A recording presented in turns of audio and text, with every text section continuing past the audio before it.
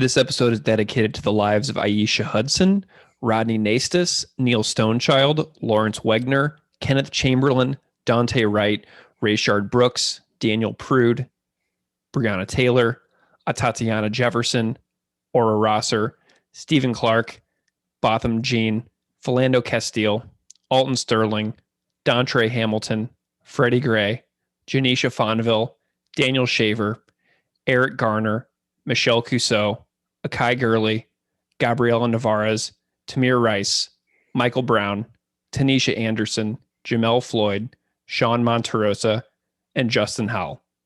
There are many more who have died at the hands of police that it would be impossible to recount them all here and now. And if I could read them all, I would. But this episode is dedicated to everybody.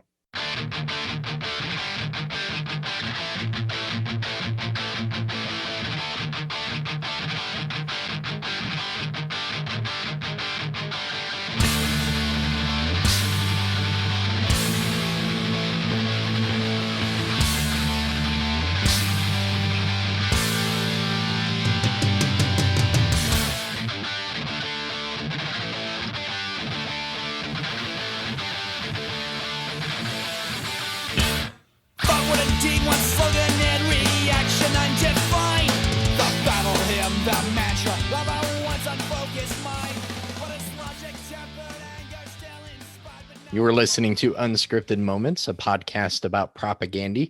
On this episode, we're discussing the song Pigs Will Pay, the A-side on the How to Clean a Couple of Things 7-inch from Fat Records. I'm really excited we're talking about this one because we haven't talked about either one of the songs off this 7-inch yet. The other one being Stick the Flag, of course. But, to start off this conversation, this is going to be a heavy one for us, I think, Keith. Are you kind of feeling that way? Are you kind of feeling the weight of the topic here? There's a lot of pressure, and I had to make little notes and addendums for everything that I couldn't talk about to address in future episodes. So if you're listening and people are wondering why we didn't talk about this, well, please give us feedback, but let you know, like, there's no way to really cover everything that meaningfully needs to be covered in talking about a topic like police violence. Yeah, there's a podcast I've been listening to recently that covers police violence in a extreme amount of detail. So if anybody out there is looking for more information on this, obviously you're not going to get it from us. We're just a couple of guys talking about music and a band on a podcast. Like, we take this show seriously, but there are people out there who know so much more than us. Yeah. So a really good starting point, I think, for people would be the podcast Behind the Bastards. That podcast is amazing. There's an episode that I specifically recommend about that horrible person, Dave Grossman's police trainings, where he goes over the killology theory that he's developed. Killology. That's like literally the name of this person's training who trains police departments across the whole entire country. So that's a really important one, Behind the Bastards. Another is a new book out called The End of Policing by Alex Vitale. And you can actually get that as a free download right now. So if you go to Alex Vitale's Twitter page, you can find a link to the ebook download from Verso Press. And I downloaded it the other day. I posted a link to it on our Twitter. So I would highly recommend that people go and get that fantastic resource. It's also available as an audiobook for people who, like to quote unquote read while doing other things, like such as like going on long runs or whatever. But you can't rely on you and me on this podcast about propaganda songs to cover the totality of this topic. So it's a massive disclaimer, but we have to say it. Yeah, I feel like this is a starting point for myself. Mm-hmm. This is not an end point for anybody else. I've never been the victim of any kind of police mistreatment other than rudeness and dismissiveness and, suspicion and, looking at me sideways. But I am who I am. And I was telling Keith, like, I've gotten away with plenty of things in my life, but I've never been on the receiving end of a catastrophe at the hands of police, essentially. So all of the things that we're going to talk about, I mean, it's my observations with regards to this topic. But before we dive into this super heavy stuff, I have some information on the record. So I feel like maybe I'll kind of like start us off a little bit light, and then we'll kind of ease our way towards the heaviness. But man, I tell you what, after reading that introduction dedication earlier, I was shaking. Like just reading this infinite list of names of human lives who have been taken at the hands of police, many of whom are completely unarmed, just normal people like going about their lives, and find their lives snuffed out just on a random day, a completely random day. So it's this has been a heavy one for me today thinking about this. It's been a heavy couple of weeks. It's been a heavy year in the United States for police violence. I mean, we're going through some major stuff as a country, and we always are, is the thing. But like, you know, with the last week's conviction of Derek Chauvin, it's such a symbolic moment in so many ways, but we'll get into that. But before we get there, I got a little information on this record. I know I already said that, but I'm saying it again. So, and I don't mean for this to detract from the seriousness of this topic, but you know, this record is essentially a standalone release on Fat Records. It's their second release after How to Clean Everything came out. A few months passes, and this 7-inch comes out, and it came out with 1,520 copies on orange vinyl. It's like clear orange, like almost like pea colored. There's also black versions. There are reissue versions on black vinyl with no insert. And the insert is such an absolutely fantastic thing that if you're out there shopping for used copies of this, try to find one with the insert, because the band's early days inserts are hilarious. And if you get a version of this without an insert, you're missing something really awesome. There's also cream colored versions of the vinyl with orange Xeroxed inserts. There's a test pressing. Some of the vinyl has an orange center label. Some of the vinyl has a purple center label. So for all the vinyl nerds out there, there's a few different things you can track down for this one. The 7-inch was released on August 26th, 1993. The cover of the record is overlaid on top of NoFX's 7-inch. The PMRC can suck on this. So like Propaganda took that 7-inch cover, did like a collage on top of it, flipped it over on the back, colored out all the NoFX song information, song titles with Sharpie, and then put the back cover on. I love how clearly not seriously the band was taking their own seeming success, you know, I know. and signing to Fat Records that early on. Like, I know. Their Immediately. record didn't even come out. I mean, when you were talking about that with Steve on the Less Talk More Rock bonus episode, Yeah, that's such a highlight. Yeah. The humor and the willingness to just kind of poke fun of themselves and the label, you kind of got to appreciate it. Oh, absolutely. And, you know, I know that Chris and, you know, Fat Mike and the label kind of went their separate ways for all the reasons we talked about on the show, like ad nauseum at this point. But NoFX and Propaganda are so interconnected in those early days. And you can just tell that like Fat Mike liked that band so much. Oh, yeah. Because like, you know, Propaganda takes the NoFX 7-inch, redoes the artwork. But then in 1996... NoFX overlays the Propaganda How to Clean Everything version with their 7-inch for the 1996 7-inch Fuck the Kids.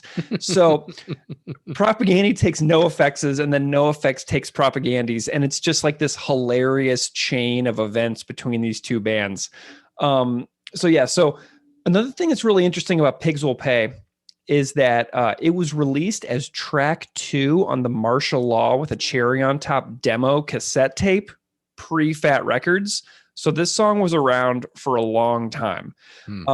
You can find the original version in its entirety on YouTube. If you search Propaganda Martial Law, it will come up. And what's really interesting about the original version is that the lyrics are almost completely different.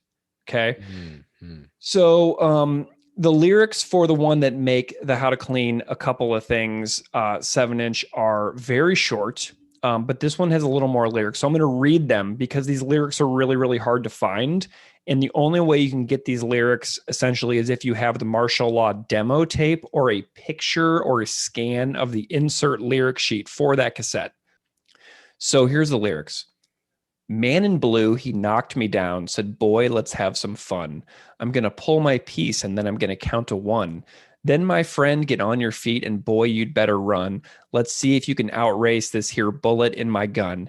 Pigs will pay in a big way. I ran like hell out into the street, heard the trigger pulled, felt a bullet hit my feet. He beat me senseless and held the gun to my head. Last words as I blacked out were, Sarge, I think this one's dead. Pigs will pay. They covered up, they faked the scene and threw me in the dump. Those boys in blue had really thought they'd won. Well, don't choke on your donuts, boys, but it's only just begun. I'm still alive and I'll be back to see you bastards run. They'll pay for the guns they've used, the minorities they've abused. They'll pay for the blood they've spilled, the innocent or guilty for that matter, people they've killed. Yeah, so different. So different, completely different song. And a different message, even. Way different. Yeah. Right. Yeah. So the one that makes How to Clean a Couple of Things is an overall critique of the systemic, it's a far more big picture portrayal, right? Right. It's about the culture of policing and how it takes people with a certain mindset about the world and essentially turns them into killing machines who do the bidding of extremely powerful people at the expense of all the people that they are paid to rule over, right? And this other version is like a first person narrative of like a teenager who has their first run with the police and has this epiphany of, oh my gosh, this is what the cops do to marginalized communities all of the time. Mm-hmm. And now I am on the side of the marginalized communities. So the one that makes the record, I know that Chris would say that it's a far superior version because like it sounds like almost like the guy in the martial law demo version like dies and then comes back to like haunt the police to make them pay for all the things that they do to other people. So he dies and he haunts the police and haunts them or whatever to make them pay the price for what they've done. So it almost sounds like he died and he's like coming back to like haunt them, even though you could read it both different ways. Like he doesn't die. And instead what he's going to do is he's going to like commit acts of resistance in solidarity with marginalized communities. But I think that the reason Chris may not have liked it is because like, it kind of sounds like a ghost story in a way. Like maybe he did die and he's just like going to like haunt them. So, and the liner notes of where quantity is job number one compilation kind of talk about the ghost story theory. So I know that that's what Chris was thinking, and that's probably why he would say that the one that makes the record is a superior version. But it's a huge difference in narrative style. The original version is 3 minutes and 5 seconds long, and the one on How to Clean a Couple of Things is 2 minutes and 15 seconds. So they shaved about 50 seconds off of it. But honestly, I like both versions a whole lot. Yeah, yeah. And what I think stands out hearing those lyrics now, Greg, from the first version, is how literal they are, but how much that message changes with the version that makes the How to Clean a Couple of Things. So Pigs Will Pay Live is also track number 21 on the Where Quantity is job number one. Mm-hmm. The lyrics for this one are the one that make the record as well, by the way. Yeah, and the liner notes read, the original version of the song was about 6 minutes longer and was some cockamamie story about me getting shot by the police and coming back as a ghost to scare them or something. Oh, there it is. Yeah, that's what they say. Come on, that's impossible. I think the original version is much more palatable than Chris gives credit for. Yeah, like, so I like the original version a whole lot, and I know that listeners do too. I was finding some YouTube comments about people who like the original one more, because it makes the line "pigs will pay" make a little more sense. I think if it's like this person has this mindset shift of being like, oh my gosh, this is what cops do to marginalized communities all the time. Now I'm on the other side with the marginalized people, and we're going to make them pay together as a unified front. So that's kind of like why I think that the line "Pigs Will Pay" makes a little more sense in the first version as compared to the one that makes "How to Clean a Couple of Things." Yeah, and this song was also released as track number 12 of the How to Clean Everything 20th Anniversary Edition on August 20th, 2013. And this edition on vinyl there are 749 copies on blue and yellow swirl, 523 on translucent sea blue vinyl, and the elusive 97 on platter opaque turquoise yellow for the record store edition. I have that. I have the record store edition. Braggart. Yeah, I have one. It's not opened either. It's sealed. So I know you struggle with that daily. Literally every day. And I actually just got a No Use for a Name Rarities Volume 2. It's their brand new outtakes compilation that Fat Wreck just put out, and I have a Fat Records store edition of that No Use for a Name Rarities vinyl, and it came, and I opened that sucker right up, man. I didn't even hesitate. I was like, I am not gonna have another How to Clean Everything store edition on my hands, and I ripped that No Use for a Name store record right open. So yeah, I'm really excited about that.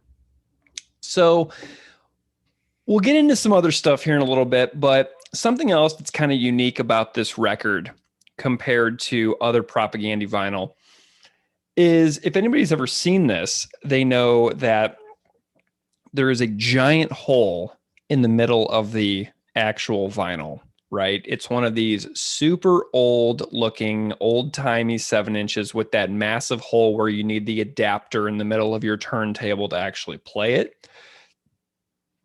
And I was like, what's the deal with this hole, man? It was making me crazy.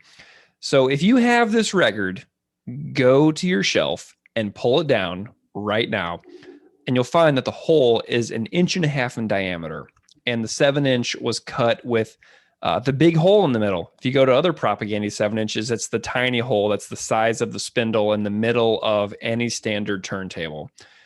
So why does this big hole for 7 inches exist? Why? And the answer, Keith, is capitalism. Friends out there, the answer is capitalism. I found a blog. Isn't it always? I found a blog called A Journal of Musical Things, which answers this question, and I will read a passage from the entry on the hole sizes of 45 RPM 7-inch records. And the following passage is a direct quote and a history of the 1.5 inch diameter hole in the middle of 45s. For the first 50 years of the turntable's existence, the spindle on which you placed the record was a standard size, approximately 0.283 inches. That was also the size of the hole drilled into all records. When Columbia Records introduced the 33 1/3 RPM long-playing album in 1948, they kept the hole in the center the same size. However, Columbia's arch rival, RCA, was most annoyed at this new format. Rather than license Columbia's technology for their releases, RCA introduced their own new record, the 7-inch single that spun at 45 RPM and had a center hole that measured 1.5 inches in diameter. Why would they do something like that? 2 reasons. While the LP promised up to 22 minutes of uninterrupted music per side, RCA's crowed that their 45s could be stacked on the special tall, fat spindle about 6 inches high. That was exclusive to RCA manufactured turntables. Once a side of a 45 finished playing after 5 or 6 minutes, the tone arm moved away long enough for the next record to drop down onto the platter. The tone arm then swung back into place and the music would continue. With the ability to stack up 10 45s on the RCA spindle, it was theoretically possible for the music to continue for a full hour without human intervention. So this is like old school disc changer, dude. RCA wanted their new format to crush Columbia's LPs, so they began selling turntables that they could play 45s. The thinking was that once someone bought one of these turntables with the fat spindles, they were theoretically locked into buying music in that format from then on. It was just like the future VHS, beta, and Blu-ray HD video wars. But there was a more scientific reason for the larger hole. When a new 45 dropped from the spindle onto the turntable, it was required to spin up from a dead stop to 45 RPM very quickly. This torque tended to cause the small holes to go out of round very quickly, causing records to wobble as it spun. The larger hole allowed the sudden rotational force to be distributed over a longer path, about 4.712 inches, reducing wear and allowing the hole to stay round longer. So that is the history behind the big hole in the middle of 45 RPM 7-inch records. It's a capitalism war between two competing music companies back in the day. I always just assumed the technology itself had changed and adapted. I didn't know any of that. Yeah. So that's a little bit of nerdiness for record people that I found out there, which is kind of a standalone thing for Propaganda, because this is the one record that I have by Propaganda with the big hole. And Keith, do you have a copy of this 7-inch, don't you? I do. Nice. Were you able to look at it all at the insert today? I had a good time with this one. I didn't take a look at that today, no. So the insert to this 7-inch has some real gems in it. The 7-inch came out a few months after How to Clean Everything, and they didn't enjoy the art on the first record. And the caption on the inside of this record says, quote, "Cover by us, unlike our crappy LP cover, which was done by Dan Totally Shitty Drawer Sites, who should apply at Hanna-Barbera or something because he sucks." And so like they did the cover title in whiteout. Like the title of the record is like written in whiteout on this record, and they're ripping on the cover art for the LP. And another little tidbit of this 7-inch disc says that on the cover is my big buddy Brad. He is barfing. He doesn't mind. He also shit in my microwave. I'm okay about that kind of thing. And these are the kinds of tidbits that are inside this insert, right? And the last detail that I want to discuss is the back cover of this 7-inch. There's a little story which says Mr. Maley at the top on the back cover. And it's like a little story written by John K. Samson right in the middle of the back cover. And it says, it's a story about John and Mr. Maley, his shop teacher. And the passage reads, "You aren't very smart," he said, "and you aren't very serious about what's important. When are you going to grow up?" he said. But I decided right there that the conventional sense of maturity is a facade, and people should stop wasting their time on convention and spend it on life. So I laughed. It made him twice as angry as he was before. I enjoyed it very much. So this is a story about John K. Samson wrote about his shop teacher from his high school who was, talking down to him essentially. And then John didn't find what this person was saying to be very interesting. So he laughed in response. And then the teacher got even angrier, which is a feeling you and I probably both know very, very well. Oh, students absolutely know what to do to push your buttons. And you can't really blame them in that case. And you look ridiculous. You're out of control. The blame is 100% on the adult in the classroom there. Obviously. So check this out, dude. You're going to love this. So I heard from a listener in Winnipeg who told me about this back cover, right? Somebody in Winnipeg, I'm not going to say who, wrote to me and they said, I went to the same high school as John K. Samson did, and Mr. Maley is a real teacher, and that's his real name. So check this out. John K. Samson went to Kelvin High School, and everything in Winnipeg is connected.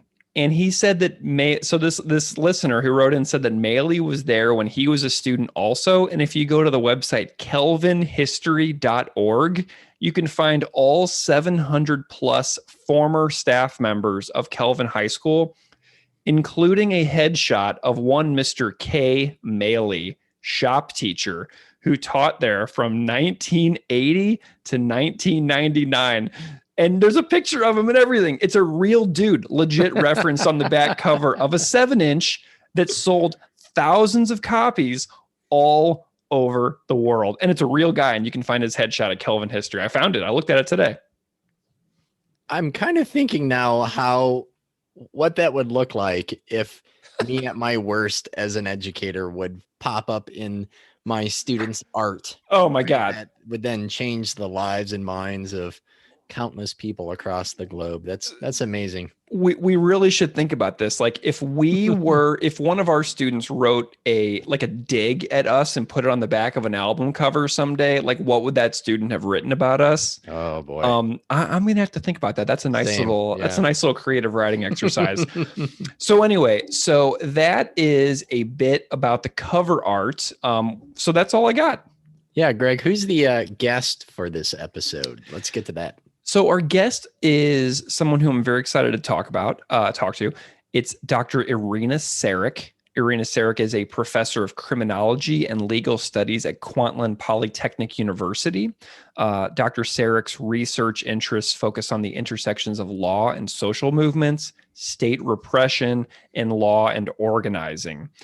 Dr. Ceric's teaching and course design reflects the centrality of Indigenous law and history to the Canadian legal framework, and she is conveniently a massive Propagandhi fan.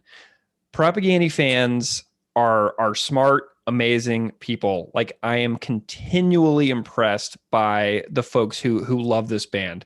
So in this conversation, we talked about activism, the police, the song Pigs Will Pay, and much more.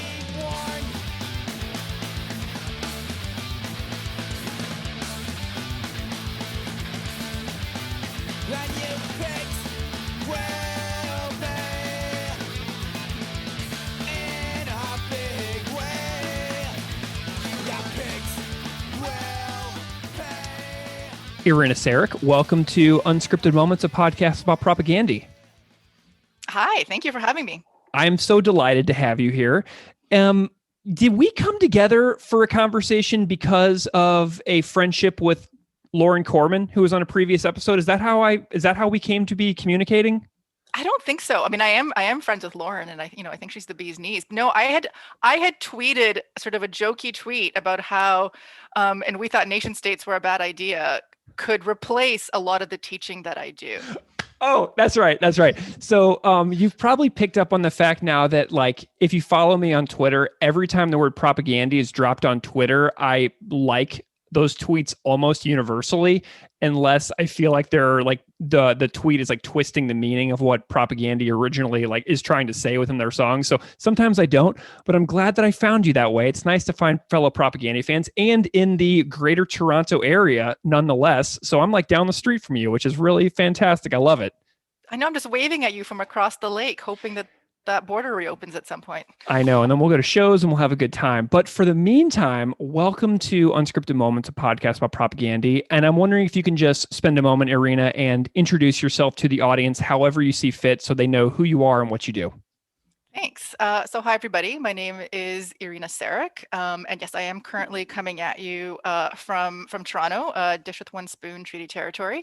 I am a lawyer by training, although I don't practice law anymore. I teach full time. I teach in the criminology department at Kwantlen Polytechnic University, just outside of Vancouver. And I am also a long-time activist and legal support organizer. And a lot of my activist and academic work and thinking is at that intersection of law and social movements. Fabulous. Okay, well, that is really important for context for the conversation that we're going to have here today about the song that we're going to chat about in a little bit. But, I want to know a little bit more about your work and what inspires you to do what you do, to pursue the life that you have. Your website talks a little bit about your background in grassroots activism, law and organizing, and public interest lawyering, which I found was a really fascinating term in and of itself, public interest lawyering. It just stands out to me. And I'm curious if you can tell me about some major turning points in your life where you realize the need to engage in work that makes society better. How did you get interested in activism work in the first place? That's a really good question. And I would sort of go right back to my family history. I was born in, what is now Serbia, what was then Yugoslavia, and all of my grandparents had been, anti-fascists, Mm. and had been involved in one degree or another, in the revolution that made socialist Yugoslavia possible. And so I think their very early influence, sort of set me up on a certain trajectory. We moved to Canada when I was 6. Yeah. So I grew up in Canada. And when I think in terms of the events in my own life and in my own time, that sort of led me towards becoming an activist. It sort of builds on that kind of family history. So I'm thinking here of, the first Gulf War, Mm. the Oka crisis, Hmm. sort of the sort of rise of environmental movements, or I guess the re-rise of environmental movements in the 90s. All of these things, I think, kind of set me off on figuring out how to get engaged. But it wasn't really until I was in university that I think I figured out how to actually become an activist, in the sense of finding other people to work with. And so it was when I was about 17 or 18 that I first started doing environmental activism and Indigenous solidarity work. And sort of, becoming involved in various organizations and movements in Toronto. What got you interested in Indigenous solidarity movements in the first place? I'm curious about that one particularly. I mean, honestly, I think it was Oka Oh, okay. at first. I mean, I was, pretty young when that happened. I was 14 that summer, but um, I think it left a huge impact on me. And then a couple of years later, after that, I had this sort of strange summer job where you could work for the Ontario government in a provincial park as a junior ranger. Mm. And I was sent way up in northwestern Ontario that summer and ended up spending some time on various reserves, including some pretty remote ones. And that was a shocking thing for me to see at that Mm. at that age. One of the reserves that we were on sort of became infamous a little while later um, for youth suicides. Even spending a small amount of time there, the sort of oppression and repression that community had been living under for generations was just really palpable. And it really sort of shifted my understanding of Canada, and the sort of the myths around Canada as this sort of beacon of human rights and equality, and puppies and rainbows and all that. Mm. So, what were the conversations like in your household growing up, having family from the former Yugoslavia, like surrounding you? Like, were those conversations just like all around you your entire life that were sort of just sinking in all along the way? Mm, I don't know if they were continuous, especially because my grandparents, stayed behind Uh-huh. after me and my parents moved here. Um, but certainly one of my grandmothers, who did end up moving to Canada during the Yugoslav wars of the 90s. I think she was sort of a constant kind of um, I'm trying to think of what the right word is. Influence is maybe a little bit too strong, but she certainly always kind of served as sort of this like quiet source of sort of making the right decisions, in terms of what to pursue in my life, and shaping values and making decisions. Interesting. Okay, now I'm curious. So, like, we have this like family. We have some personal stories here to kind of like show this path that you've pursued. And I'm curious where music comes into play as part of your interests. I'm curious if music was before your interests in like public interest lawyering and activism, or if music came after. Like, what was that like? Oh, I think it kind of came around at the same time. Mm-hmm. The same time that I was sort of becoming aware of, these sort of, these environmental and social justice issues, towards the end of high school and the beginning of university. I think I was also discovering, the sort of world of alternative music. Mm-hmm. And honestly, I was trying to think about this the other day, in preparation for this conversation, and I think that I actually have Sassy Magazine to thank for like Ooh, introducing me to Riot Girl, and I think that was like the first time I ever like sent away for a zine or sent away for a record. Like at that point, I had been like listening to a lot of classic rock, and a lot of hair metal, yeah. and so I was ready for heavier music. And I think that was sort of that was definitely my gateway into punk and hardcore, and then eventually to propaganda. Yeah. Well, finding smart bands was like a really important thing for me to experience. Like, I remember hearing like Bad Religion, Propaganda the first time and being like blown away at the fact of how smart it was. What were some of your like first like smart bands, quote unquote smart bands that you really latched onto intellectually? Yeah, I love that framing because that's exactly what it was. It was like, you know, stuff that sort of moved me in the same way, that like Led Zeppelin or Guns N' Roses might, but Yeah. um, but that was smart. I would definitely say, Bikini Kill for at first, and Yeah. other Riot Girl bands, Heavens to Betsy. But then I don't exactly remember the timeline at this point, but Fugazi after that. I mean, I think Fugazi, maybe I shouldn't say this on a propaganda podcast, but No, it's fine. Fugazi remains my favorite, my favorite band of all time. And they had a huge impact on me. And I vividly remember listening to one of their albums, for the first time and like really sitting down with it and reading the lyrics and my mind just being fucking blown. Mm. That sound and the lyrics and and I didn't really understand DIY culture at that point, but that was just they completely changed the direction of my life. Yeah, we have nothing but love for Fugazi here, and I there's figured. also the Fugazi, the alphabetical Fugazi, Fuga A to Fuga Z, which is a podcast where they do a song by song breakdown of Fugazi's music, which is another podcast that I completely love. So if anybody out there's looking for a song by song Fugazi podcast, it exists, and you should go find it because it rules. Well, Irina, how did you find Propaganda specifically? Tell me about this origin story that you have. So I did first hear How to Clean Everything. I'm around the right age that I got into them immediately.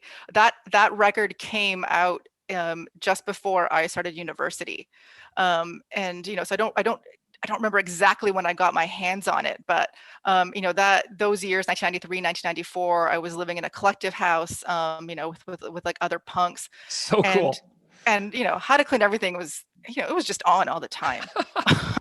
And it was funny because I think that at first I remember being a little skeptical of it because I didn't consider myself being into pop punk, Hmm. and I didn't listen to other Fat Records bands, and I think that there was a little bit of snobbishness on our parts, but or at least on my part. I shouldn't speak for my housemates, but but then I actually listened to it and just loved it immediately. Loved the lyrics. I do enjoy, a good hook as much as anyone else, and they've certainly got that. And so we were obsessed with that record. I think just sort of probably overplayed it. And then just sort of, just kept going from there. I mean, and this is where I'm going to disagree, with you with this podcast. But for me, the early records are my favorite records. Let's I Talk love it. More Rock. Let's Talk More Rock is definitely my favorite Propaganda album. And it was I felt like we waited forever for it, even though in hindsight it was only 3 years. But Yeah. um, you know, that was such a powerful record, in terms of tying together the politics, and the music, and it just was for me was also just so important because I was at that point really heavily involved in the Toronto like DIY hardcore scene, going to a lot of shows, putting on shows. We a friend of mine and I put on shows in small venues, but also in our basement. And I felt like there was a lot of sort of lip service to politics and activism, that just was never really fulfilled, in Hmm. hardcore. And Propaganda to me stood out as a band that was just much more articulate about what was actually possible in terms of politics, both in their analysis, um, and their lyrics, and just kind of walking the walk in the sense of having tables from organizations at their shows and stuff like that. So you've been fans of Propaganda for a long time at this Oh point, yeah, yeah. and I want to know some stories about seeing them live. Like if you were able to see them live in the early days, like if you've remained a fan of them the entire time. Like tell me about some like stories of like going to see this band that really stand out in your life. Oh, definitely, a fan for life at this point. So I had to like I have a terrible memory. I had to like text people over the last few days, being like, Nice. "You remember the first time we saw Propaganda?" Yeah.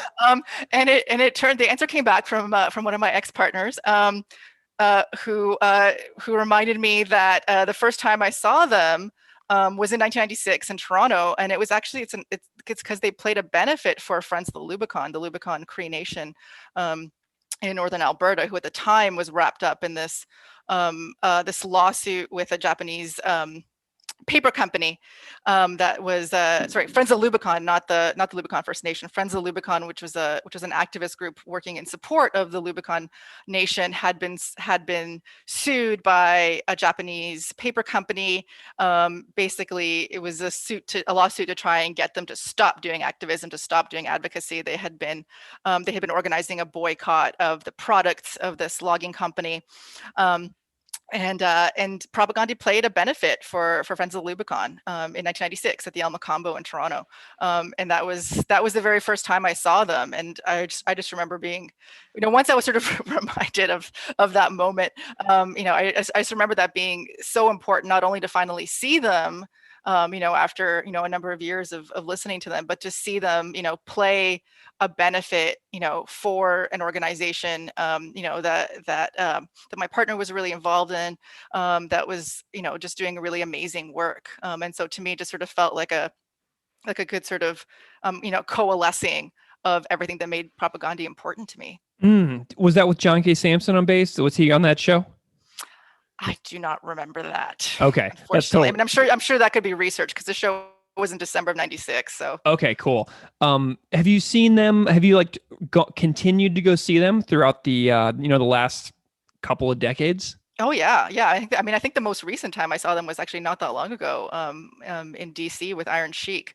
So I've seen them. I've seen them a lot. I mean, I think the other show that really stands out for me um, was at the Opera House, also in Toronto. Yeah, I've I been think in there. the Yeah, it's a great venue. One of my I favorite love it. venues. Yeah, for sure. I think in like the early aughts, and I remember that one because a friend of mine who works with the Ontario Coalition Against Poverty, OCAP, had been invited to, I guess, like say, talk a little bit about OCAP, during Propaganda's set.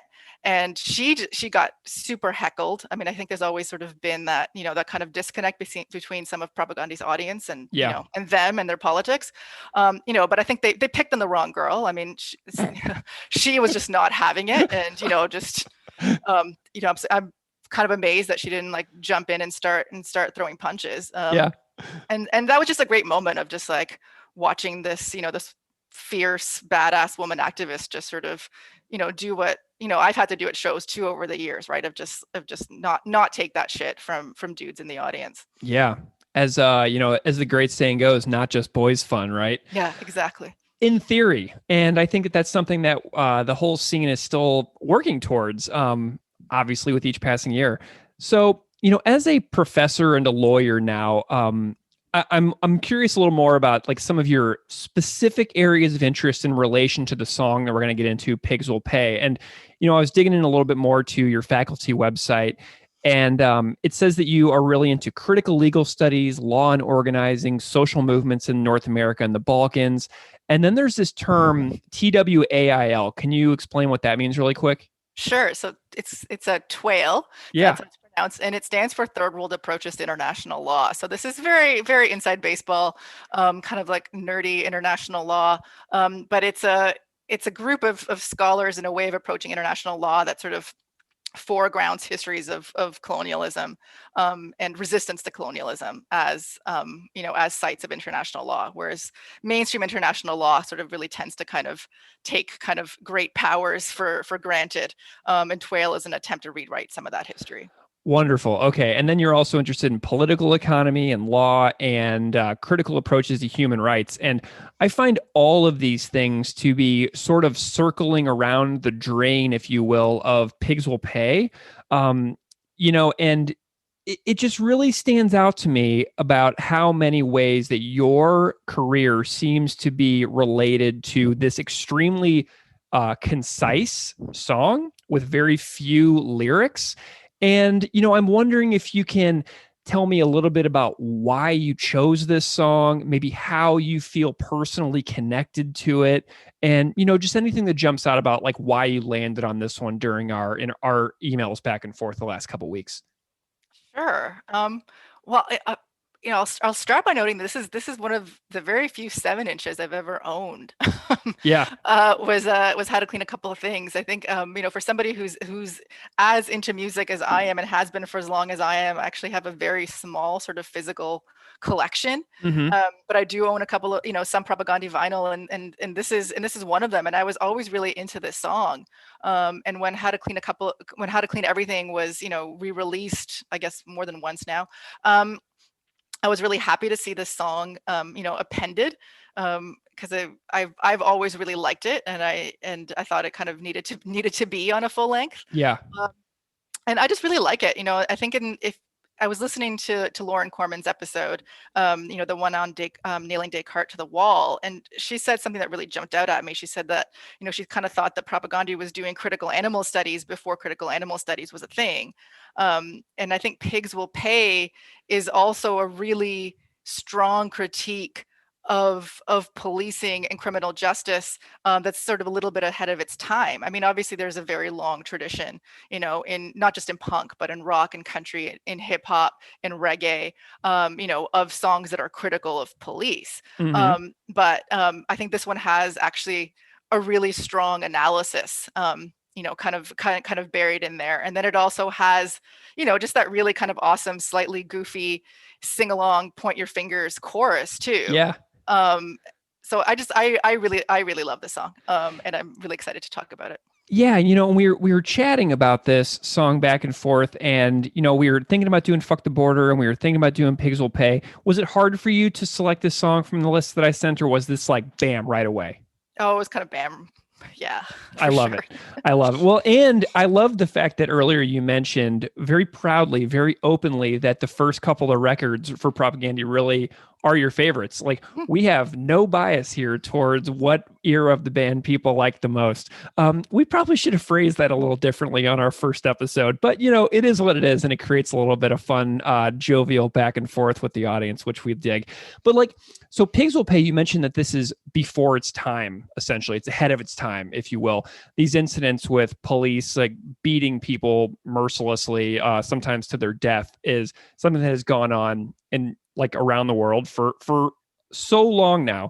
But the prevalence of smartphones in so many pockets today, it feels like at any given moment, it's broadcastable instantly. Any person can turn into an exposing journalist, a journalist exposing abuse in real time, live streaming all over the internet.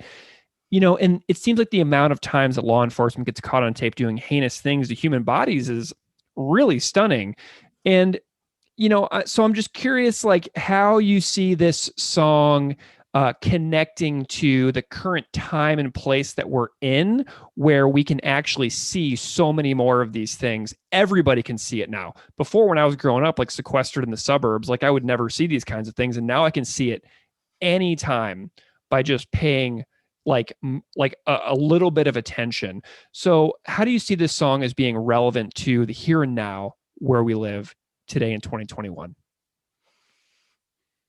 Can I start by going back to how it was relevant in 1993? Yes, please do. So that's actually like, go ahead and do that, and then kind of weave us up until now. Yeah. So the reason I actually want to start with when this song came out, is because, and I'm gonna take a wild guess here, at some of the thinking behind the lyrics. Hmm. And I don't know if Chris Hanna or anyone else from the band has ever talked about it, but what I find really interesting is that this song kind of charts, I think, what sort of the process that a lot of us go through of at first having this sort of kind of knee-jerk, maybe slightly immature sort of, fuck the pigs kind of attitude, that then, grows into a more, mature, systemic, informed critique of policing, and the sort of broader issues around, race, criminal justice, everything else. That's how I've always read it anyway. That the second sentence of the song is the battle hymn, the mantra of a once unfocused mind, but as logic tempered anger, still inspired but now informed. The pigs we turned to caricature became far worse than we'd warned. And part of me wonders, back in 1993, 94, when this song came out, I feel like what was still really fresh in the minds of a lot of people was the Rodney King beating, which is one of the sort of, I think, first instances of police brutality that is captured in real time on video and then becomes immediately publicized. And so I don't know if there's any actual connection there. But to me, the timing of that song back then speaks to what was then becoming sort of the beginning of where we are now, which, as you said, in which is a world in which cell phones and other technology can capture instances of police brutality, police misconduct, much faster. It can go viral immediately. We of course also have the fact that a lot of cops now wear body cameras and are themselves recording, their interactions with police, or should be recording. That's a whole other kettle of fish. And so I find it interesting to think about how this song was already very relevant in 1993. Was, I think, speaking to something that has only sort of become more ingrained since then. And so when I think about where we're at right now in both Canada and the US, where there is, for the first time in my lifetime, actual discussions happening around defunding police, around even abolishing police.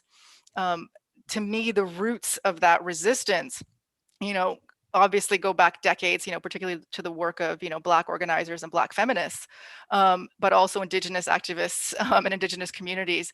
And, from my perspective as, sort of a white, my white countercultural perspective, pigs will pay makes as much sense in 2021 as it did in 1993, in a slightly sort of different way, but in an equally kind of nuanced way.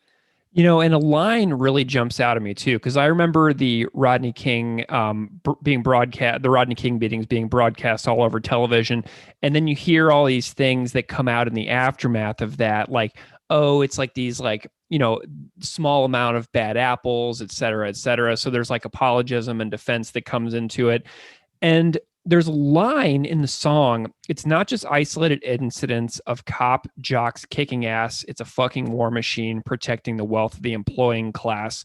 And it really jumps out at me as well in relation to your work. And I actually found an article that you wrote called Organizing for Accountability in the Journal of Law and Social Policy.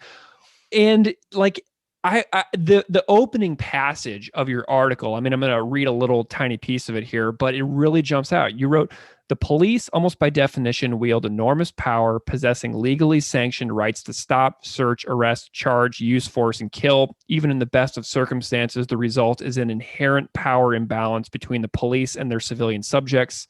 This imbalance is far greater in the communities of the poor and the marginalized. Any discussion of police complaints processes and their significance must be located within this context, one that recognizes that police accountability goes to the heart of the most intimate of citizen-state relationships, affecting not only the criminal justice system, but broader issues of poverty, racism, homelessness, and informal economies, and in turn, the social movements that address those issues. Police complaint mechanisms are integral to a functioning police force, supplying bargaining power to the subject-police relationship and serving as a primary tenet of overall accountability."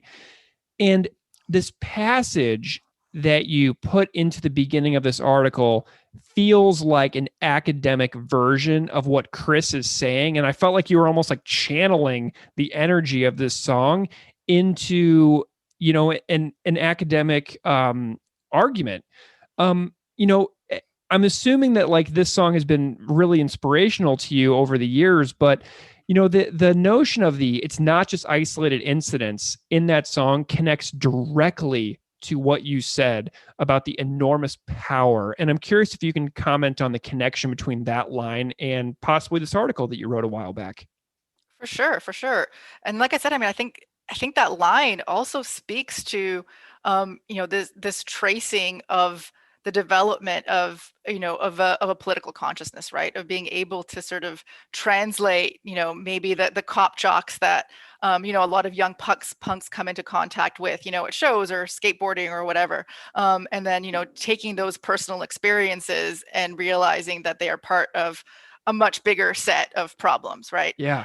In which your problems are actually kind of the not necessarily so big. Yeah. So I love that. I love that part of the song. And so as much as it I think speaks so well as a punk song, to young punks and can then sort of grow with them. I think it also, as you said, I mean, it speaks to so many analyses of policing culture, um, and of policing as an institution. This idea that, as you said, that it's not just a couple of bad apples, and this is something that I think about a lot because I teach in the criminology department, and so many of my students want to be police officers Mm-hmm. or border guards. Um, Mm-hmm. and I'm not, and I've said this in classrooms. I don't mind saying it publicly. I feel like part of my job is to talk them out of that. Mm. I don't want to see, young people who want to, make the world a better place become cops. And I think part of the way that I talk about that, in my work and in the classroom is to think about the institution, right? And to sort of depersonalize it. And so to not just think, that's sort of the flip side, right? And what we can say that the problem with policing isn't just a couple of bad apples, that it's not just that there are some cops that are that are violent or that persist, that are racist or misogynist or whatever. That if we look historically at the function of police in capitalist societies, that's the way that's actually the window that we need.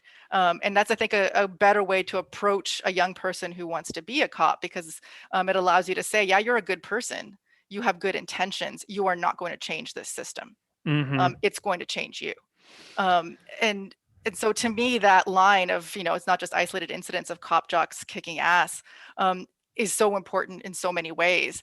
And, if I think back to that article that you wrote, it also speaks to really sort of the failure of a lot of oversight and accountability mechanisms, because again, trying to fix policing through addressing particular incidents after they have already happened, it just isn't going to work. Mm. Again, you can discipline a few officers here and there. We know how rarely that happens. There's so much research out there in terms of, what happens to police who are either charged criminally or who go through some sort of an internal disciplinary process, that it's really, really hard, to sort of address police brutality or police misconduct that way. So a question that I have is like we're in the midst of, the trial surrounding the murder of George Floyd right now. And it's very publicized here in the United States. And I'd imagine that you're seeing I imagine you're seeing stories of it as well, as somebody who pays attention to these things. And I'm curious if you see a trend like going in the direction of more prosecutions, more accountability, or if this is like a delusion that we're living in because we are publicizing a few big ones while letting tons and tons and tons of little ones get off scot-free. Are we moving in the right direction, or is it an illusion? I think we are moving in the right direction.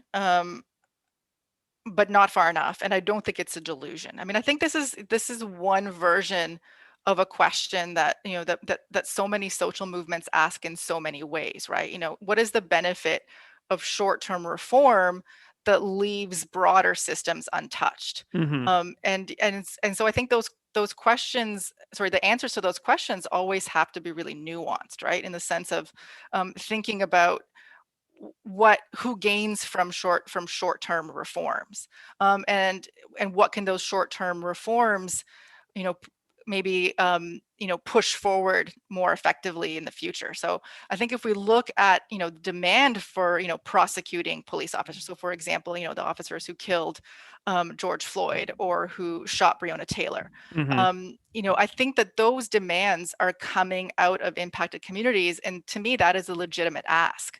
And I also feel like those communities are sophisticated enough to understand that that's not going to change the system, but it is still important as a short-term goal, in part because it addresses those particular harms, but I think it also provides an opportunity for public education. It provides opportunities for people to get involved in campaigns.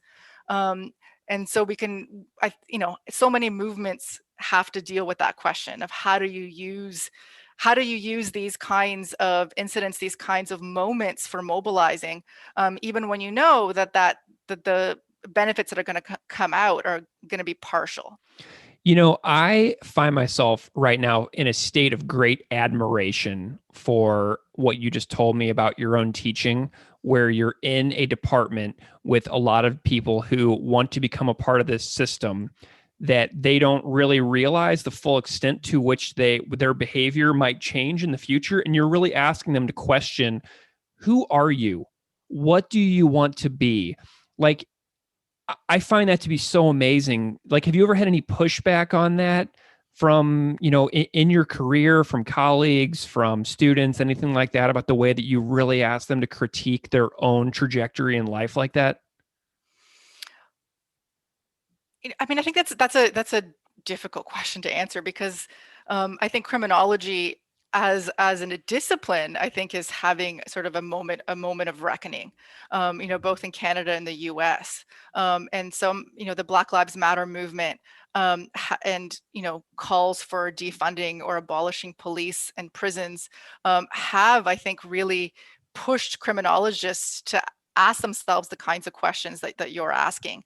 And those questions have come up in my department, and they haven't come up necessarily in ways that are positive. They've been divisive to a large degree.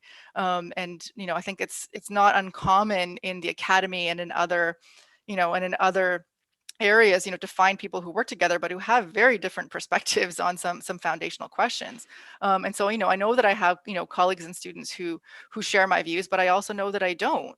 But I think one of the great things about being teaching social science is that you get to point to sort of to evidence and to think through big ideas with the time and care and historical context that they deserve. And that's something that I actually think I could do a lot better. I think that the moment that we're in should be an opportunity to sort of go further in the sense of really trying to think through what is the historical origin of police and prisons? What can replace them?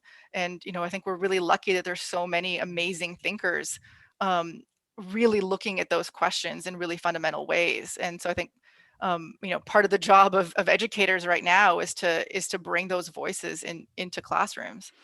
I love it. Well, I know that, in our private correspondence, you were also mentioning a lot more of your recent work involving policing of indigenous movements and how it might resonate with this song as well. Can you tell me a little bit more about that too? Yeah, sure. So I'm thinking here about the line that follows the one that we were just talking about. Yeah. It's a fucking war machine protecting the wealth of the employing class. Yeah. And I love that line. I mean, yeah. I love all the lines in the song, but I think that one really kind of combines, two sort of really big ideas, about the origin and the historical function of police. One, that police often are seen as occupying armies of racialized and poor communities. That's not my language. That is in the language of communities themselves. And I think fucking war machine can also point to the increasing link between, or I guess the increasing militarization of police, that over the last 2 decades or so, police forces throughout Canada and the US have become far more militarized in the way that they are organized and deployed, but also in terms of how they're equipped. And particularly in the US, there's a sort of very direct pipeline between the military and the police in terms of equipping them, particularly for so-called public order policing, so the policing of, of demonstrations, protests, and other instances of so-called disorder. Mm-hmm. And then there's a third, there's sort of a third way that I understand this line, and that's looking at the second half, which is about protecting the wealth of the employing class. Mm-hmm. I think if you're going to have a critique or an understanding of how police operate in, advanced liberal democracies, you have to look at capitalism, and you have to look at the role that police have played, in protecting capital. And I think one of the most straightforward illustrations of that right now is in the policing of Indigenous movements in Canada. One of the things I've been really spending a lot of time research and thinking about over the last couple of years is the issue of injunctions, which are court orders that are often sought by resource extraction companies. So like pipeline companies or mines or logging companies, who seek a court order to prevent people from, protesting that project, or, blockading access to that project, or, whatever form of resistance is being undertaken to that project. And so we've seen over the last few years a number of really sort of, big events that have at their root injunctions. So this time last year in February of 2020, there was a major sort of RCMP deployment on the territory of the Wet'suwet'en in northern so-called British Columbia, where several blockades had been set up to challenge the construction of the Coastal GasLink pipeline. And police ended up enforcing that court order that pipeline company had gotten, and arresting a number of land defenders and some allies. That precipitated a whole host of solidarity actions across Canada, protests, rail blockades, road blockades. It then also precipitated a whole other wave of injunctions as, governments and rail companies tried to criminalize this form of solidarity. And so to me, injunctions are a really, really clear example of how police, through court orders, are specifically deployed to protect the wealth of the employing class. A corporation goes to court, the court gives them an order that says, yes, get these people off this land, even if it's their land, even if it's their territory, and the police do it.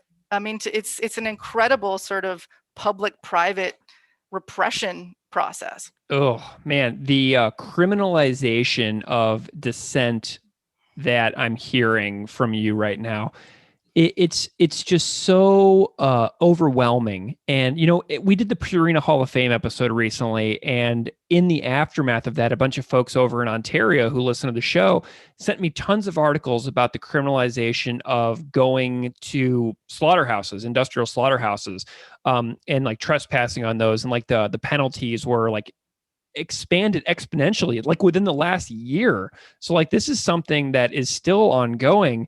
And so if we think about the criminalization of dissent as a broad problem, what would you suggest that activist oriented people know in the face of the increasing criminalization of dissent? What are some things that you feel like people who care about activism should know? I love that question. They should know two things. One, they should know the terrain, and so I think you're right that terrain is actually shifting right now. Injunctions have been around for a long time, but there really has been an uptick in the number of injunctions that are issued, and how wide the activities that they criminalize are. You mentioned that there has been an uptick in so-called ag-gag, agriculture. Legislation that aims to criminalize, animal rights activism. Alberta just passed legislation that, is arguably unconstitutional, but that, criminalizes certain kinds of protests in relation to, to railroads and other infrastructure. So, there is a very sort of pernicious increase in criminalization, and so people need to know the terrain. But I think, and this is the second, and I think more important thing that people need to know, is that terrain does not mean that you need to not be active, and that terrain is not insurmountable. I think really what people need to learn or relearn, because I think this is something that movements have been doing for a long time, but we don't tend to pass knowledge on very well, is how to defend ourselves and how to organize legal support.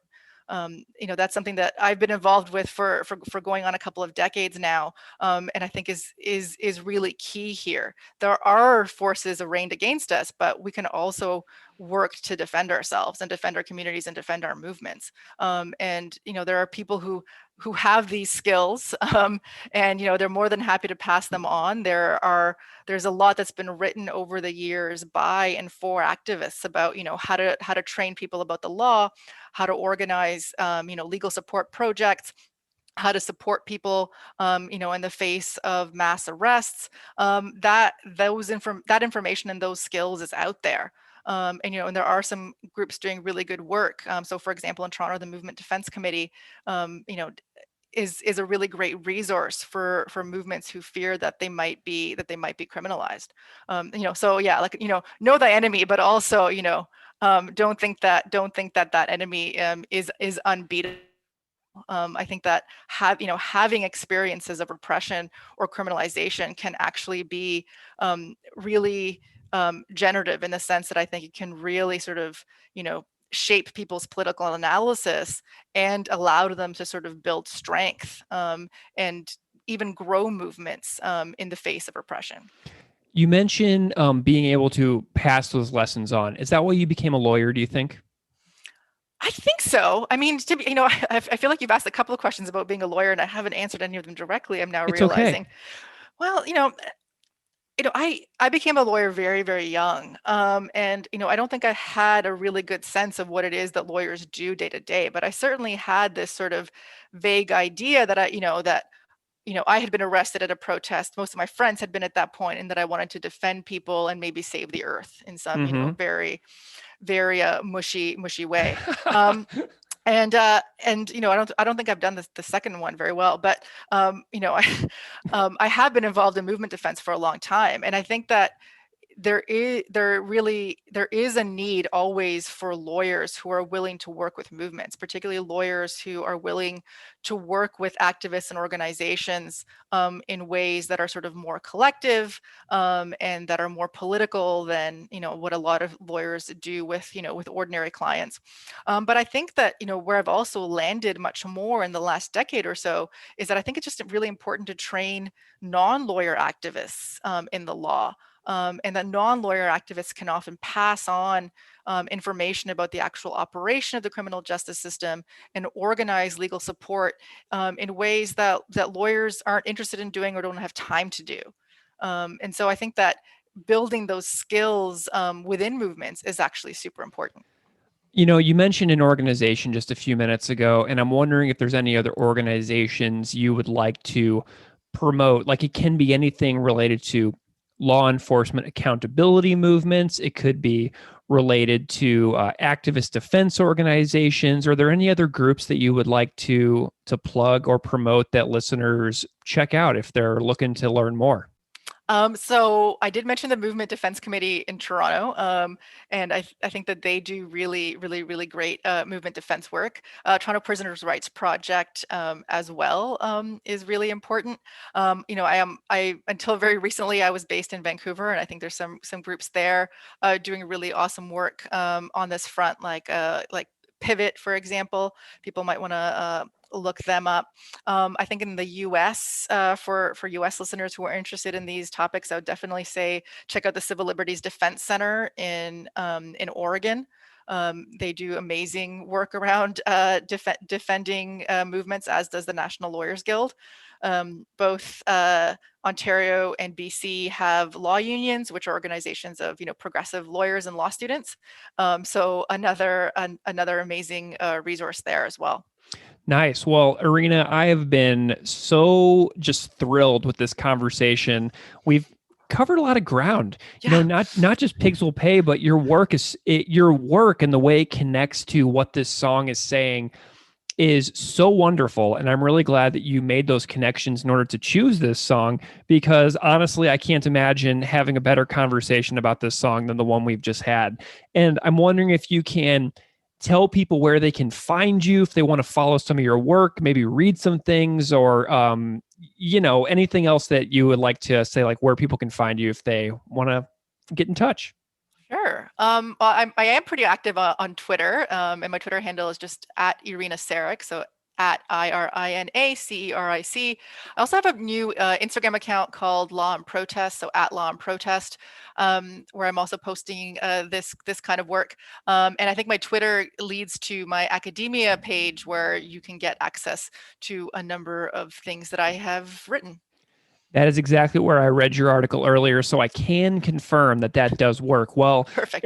Irina Ceric, I'm just so thrilled having you on the show. Thank you so much for coming on to chat about activism, policing, pigs will pay, being a lawyer, and so much more. It's just been a real pleasure.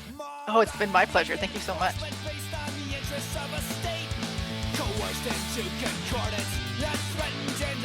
It's not just isolated incidents of cop trucks kicking ass. It's a fucking war machine protecting the wealth of the employing class.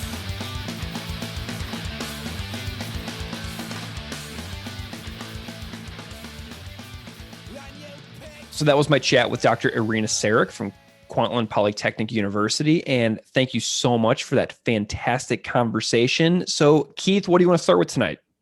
How about the music, Greg?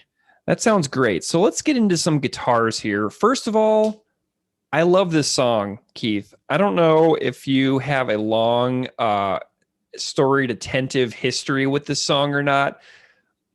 I don't know. I feel really embarrassed co-hosting a podcast about propaganda. And before we started this, I never even heard of it. Yeah, be dude. Honest. I'm sorry, everybody. No, that's fine. This podcast is about going on a musical journey with a buddy. And so I love it. But this song is so good to me. I absolutely love this song. I like this song more than half of How to Clean Everything. Like if this was on How to Clean Everything, it would be easily in my top 6 favorite songs that entire LP. Like there are so many songs on How to Clean Everything that I would have removed for this song. Mm-hmm. Hands down. Like the decision making for how records get made and sequencing and everything like that, I think a lot of it is a little bit of hindsight is 2020, especially when you think about the strength of a song like this, which doesn't go on a record, where there are easily 4 songs that are inferior to this song, like no questions asked.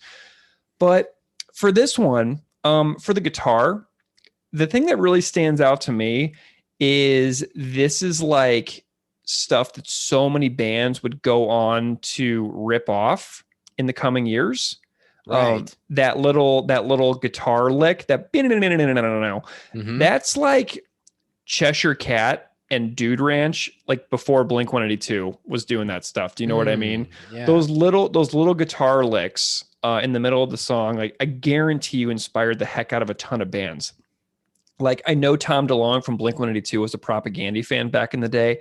And I feel like this is the kind of song that he would like sink his teeth into as a teenager, which would help him come up with like the opening lick to the song, like M&M's off Cheshire Cat. It's the most inspirational type of guitar playing that resonates throughout the rest of the 90s when it comes to skate punk like this.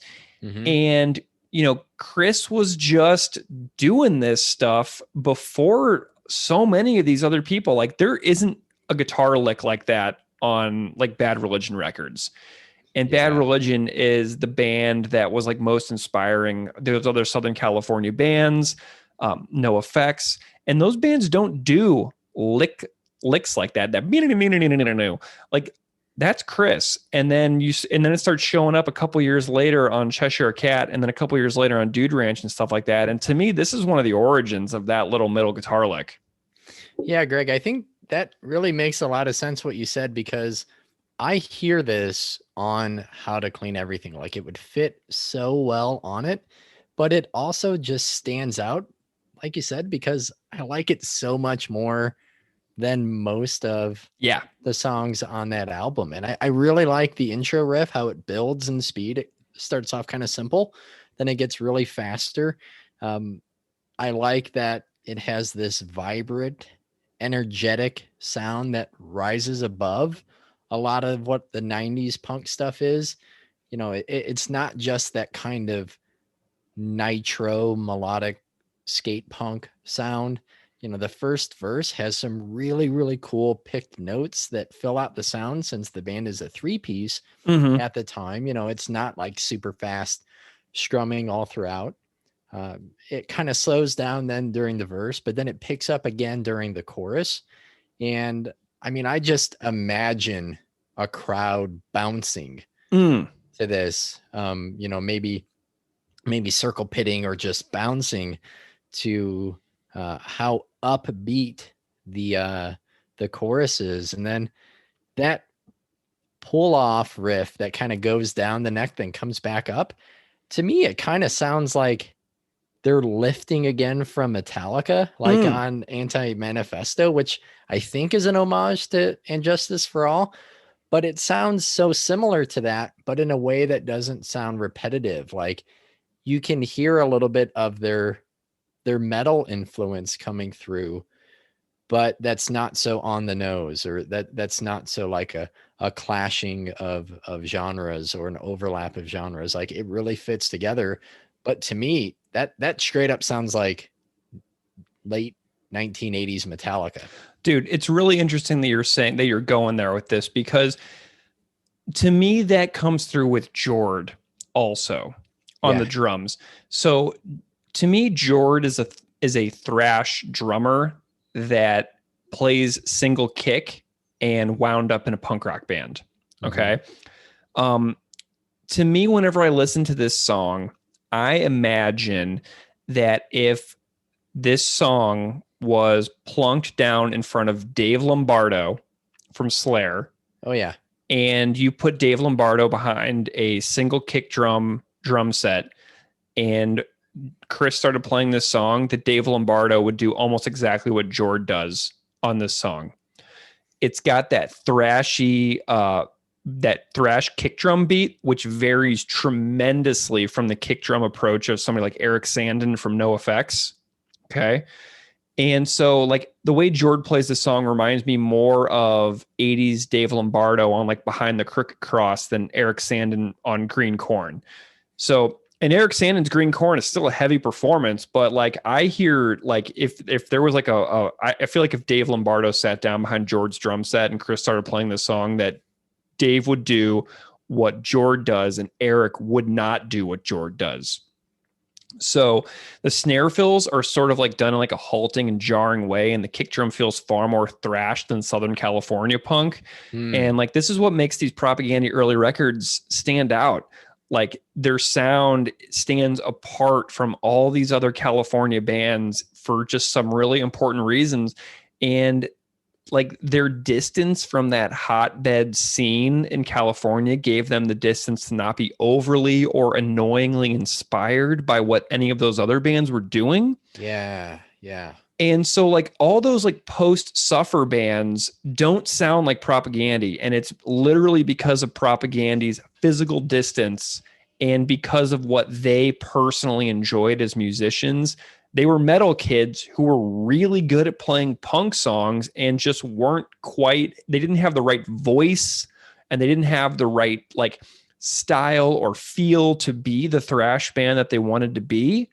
But like they worked with what they had and they used their influences, and that distance from the Southern California stuff really made them stand apart, because they were hearing that stuff, but they were also hearing things like SNFU and No Means No. And it's just a really interesting cross section of influences that makes a record like How to Clean Everything or a song like Pigs Will Pay stand out from like that post-suffer Bad Religion, like Southern California scene. Greg, I honestly don't think I ever thought about the physical isolation as a contributing factor. Like I thought about it in terms of, you know, the influence of metal and the big four of Canadian thrash, or even the influence of American thrash that was so popular, but that they don't fall into what becomes essentially an echo chamber of, you know, a formula for punk success. Just imagine, you know, maybe not, how differently they would have sounded had they upended and then moved. Yeah. Right? to Southern California, Mhm. how drastically different the sound might have been. And I really don't think I put into or I just realized that isolation until now. That's such a good point. Well, and what's really interesting, I was talking to Steve Vinace for our Let's Talk More Rock anniversary bonus episode the other day. You mean my future replacement? Oh yeah. Keith's fired, everybody. Steve, you're in. So anyway, when Chris was recording How to Clean Everything, he told Steve that he was being pressured to sing like that. Like, so if you listen to the martial law demo version of Pigs Will Pay, like it's a little less of that. It's like a little less of that How to Clean Everything snot, because like he was kind of being encouraged and pushed vocally in that direction because, commercial viability, punk rock success, et cetera, having a certain attitude about you. I can't imagine that being successful. I know. So when oh boy, that's so funny. I know. And when they were in California, like recording, like they were being encouraged to, perform in a certain way. Like I'm speculating here. I'm not saying this is exactly what happened, right? I obviously wasn't there, but if you're with somebody and they're encouraging you to do a certain thing and it winds up being 10% more of that snarl, that's 10% more of the snottiness that How to Clean Everything is so known for compared to the other records. But then you go far, far away, all of a sudden all that peer pressure disappears. Yeah. Right?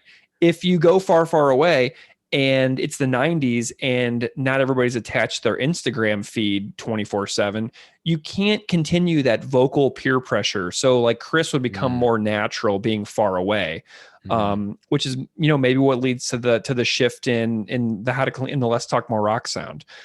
So, I mean, as far as the vocal performance on this song, I actually really like the vocal performance. Yeah, same. Quite a lot better than same. almost all of How to Clean Everything. It's crazy. It's really such a huge bummer this song isn't on the album, because Chris did a really awesome job on this song, and the song is way better than the following songs. It's better than This Might Be Satire. Yes. It's better than I Want You to Want Me. True. It's better than Ska Sucks. Check. And I'm going to light some fires here. Oh boy. It is better than Head, Chest, or Foot. It's better than Showdown, and it's better than Haile Selassie. So if you take that into consideration, if this were on this record, this would be a top 50% song for me. And I understand it was held to make the 7-inch a special release, but geez Louise, this song got the shaft, in my view. So do you have anything else about music that you want to talk about? No, Greg, I think we can move ahead to the lyrics. Awesome. Well, the lyrics are great on this song. It's a fantastic anti-police brutality song that is now almost 3 decades old. And as propaganda is wont to do, they only become more relevant with age. Right. And we can see it with so much hindsight and what has happened with regards to the lack of reforms in policing, including the live streaming of murders via body cams and via Facebook Live and everything that's been used. I'm thinking the Philando Castile murder on that one. But when Sulin and I were recording the Dead Fascist interview portion of that episode, Sulin went to a lot of the protests last summer in New York City when George Floyd was killed, when Breonna Taylor was killed. And it was at the height of when the U.S. was racked with the pandemic. Still are, but last summer was particularly horrendous because when people were out protesting in the streets against the murder of these unarmed people, people were saying, well, are you going to protest? There's a pandemic, isn't there? So there's all this there's all these critiques of people going up protesting because of the pandemic. It's like, oh, now we're going to use this as a pandemic excuse. Yeah, I can't watch my football, but you get to go to a protest. Like, exactly. That was what about that didn't even make sense. Sure. Murder. We're talking about murders here, people. And so, it was just gut wrenching. And this gut wrenching return to the world after being locked down in the US for a few months. Like, no one's out. Everybody's in their houses, depending where in the country you live, of course. Where I lived, no one was out because we took it seriously. There's a madman in the White House tweeting incessantly about hydroxychloroquine and, enraging the nation, sending tweets every 20 minutes to further divide us.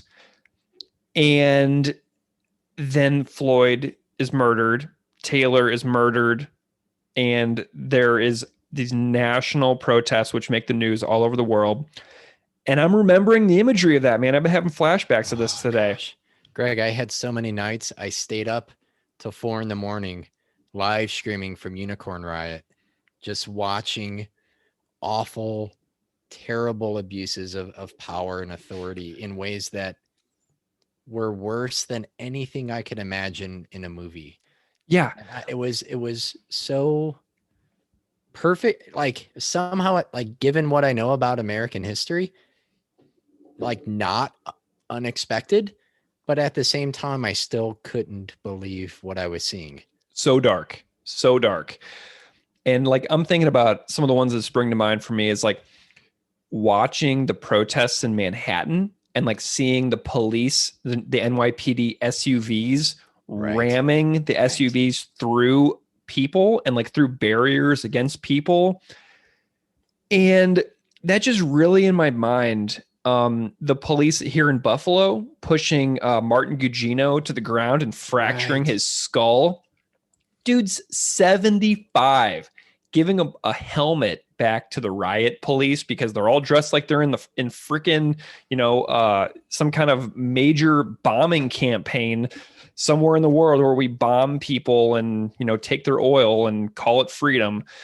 But like, I'm just thinking about these things and like there's these visuals that are coming back from my life. Like, you remember like 10 years ago, the Occupy protests at the University of California, Davis, where the officer just like pepper sprays a row of like 19-year-olds who are sitting arms locked on a sidewalk at like under the order of the chancellor, who then comes out and like walks past them and like everybody like is like staring at her. And she's like ordering these cops to pepper spray everybody. And then I pictured that, man, I accidentally watched that Derek Chauvin criminal murdering self kneeling down on George Floyd for over 9 minutes. I watched that video for a few minutes and I was like, I can't believe what I'm seeing here. Yeah. It's indicative of a culture of people who are alleged to serve and protect, but who are trained to kill and told to be ready to kill. Mm-hmm. And to me, that's what the song is about and the gist of it. You know what I mean? Yeah, Greg. But geez, I think before I shared too many of my own ideas, though you've provided, I think, ample caveats already. I just want to try to preface a few things that I'm going to say again, that there's just no way to address everything that needs to be mentioned in a conversation about a song about police violence. And it reminds me actually of what you mentioned during Humane Meat, that you said something like, no matter what, we were probably going to disappoint some listeners, for whichever reason, if it was, individuals who are omnivores or individuals who are vegan. But here I feel like maybe some might be angry that we talk about this too much, but probably far more likely that we don't say enough, or that we're not harsher in our language, that our words and condemnations aren't going to be strong enough. So I just want to reiterate that what I share is simply the thoughts and reflections I've had while thinking about the song this week. And by no means are they intended to be the final say on the issue. Yeah. I encourage people to share their thoughts, their own stories, their suggested readings, their podcasts, any of those things with me. And as I tell my students on a weekly basis, I'm no expert. Yeah. I'm just sharing what I know and think about this content as of right now. And I'm still reading, I'm still learning, and I'm still, maybe most importantly, unlearning. Yeah. But with that, I want to share the first lyric. It says, thought, word, and deed once sloganeered, a reaction undefined, the battle hymn, the mantra of a once unfocused mind, but as logic tempered anger, still inspired, but now informed. And man, these opening lines they sharply challenge, I think, the slogans and phrases that have risen in response to police violence or news stories or symbols and phrases, all forms of propaganda, the uncritically the media that uncritically advances a police department's image or helps undermine reform efforts, media and messages that simplify policing into an issue of good guys versus bad guys. So I like how this is not just talking about police, but talking about how the people respond to the police. And I think that that's an important thing to reflect on ourselves as individuals. So I can't tell our listeners or you what to think about, but I can just ask you, Greg, like to think about all the ways you've been programmed to revere, but also to just submit. You know, I grew up in a household where Adam 12, Dragnet, Cops, and then later on Law and Order, those things were always on. Yep, me too. Or in my elementary school, we had the officer friendly program. I mean, for a while when I was a kid, I thought like every cop was named officer friendly because I knew like 3 of them at different schools. I'm like, wow, are you guys related? I didn't realize that it was a program designed to get kids to think better about cops. And maybe for some friends who aren't familiar with this, local police would give presentations at schools. They'd bring coloring books and stickers and have like these crafted images and stories and narratives that unquestioningly perpetuate the good guys in blue rhetoric. Or now the propaganda is far more mainstream. It's often partisan, and it's almost always now, interestingly, marketable. The thin blue line flags, the Blue Lives Matter yard signs, the Punisher skull t-shirts and bumper stickers, which fellow Hoosier Nate Powell addresses in his comic About Face, which if you've not read that from Popula, you can read it now. If you're listening and you're like, I've not read that, you should 100% hit pause and go read that now. Nate Powell is the artist. He's probably most known for the artwork behind the March graphic novel series about the lives of John Lewis. Yeah, he's also super into punk. Those are amazing. Yeah. Nate Powell, come on the podcast. Yeah. So he addresses how, you know, like police adopting the Punisher skull is equal parts dystopian. It's illiterate. It's oblivious and like sadly ironic. Even Gary Conway, the creator of the Punisher, he told Forbes magazine, the Punisher is representative of the failure of law and order to address the concerns of people who feel abandoned by the legal system. It always struck me as stupid and ironic that members of the police are embracing what is fundamentally an outlaw symbol. But that's the point, I think. And it's right out in front of our eyes that the police are outlaws. They're above the law. And service too often is not about community. It's not about the Constitution, but rather about unmitigated, unchallenged power. And this new round of imagery and symbolism that's been whipped up, crazily enough, paints police both as like heroes and victims, as defenders of law and order, but also as rebels.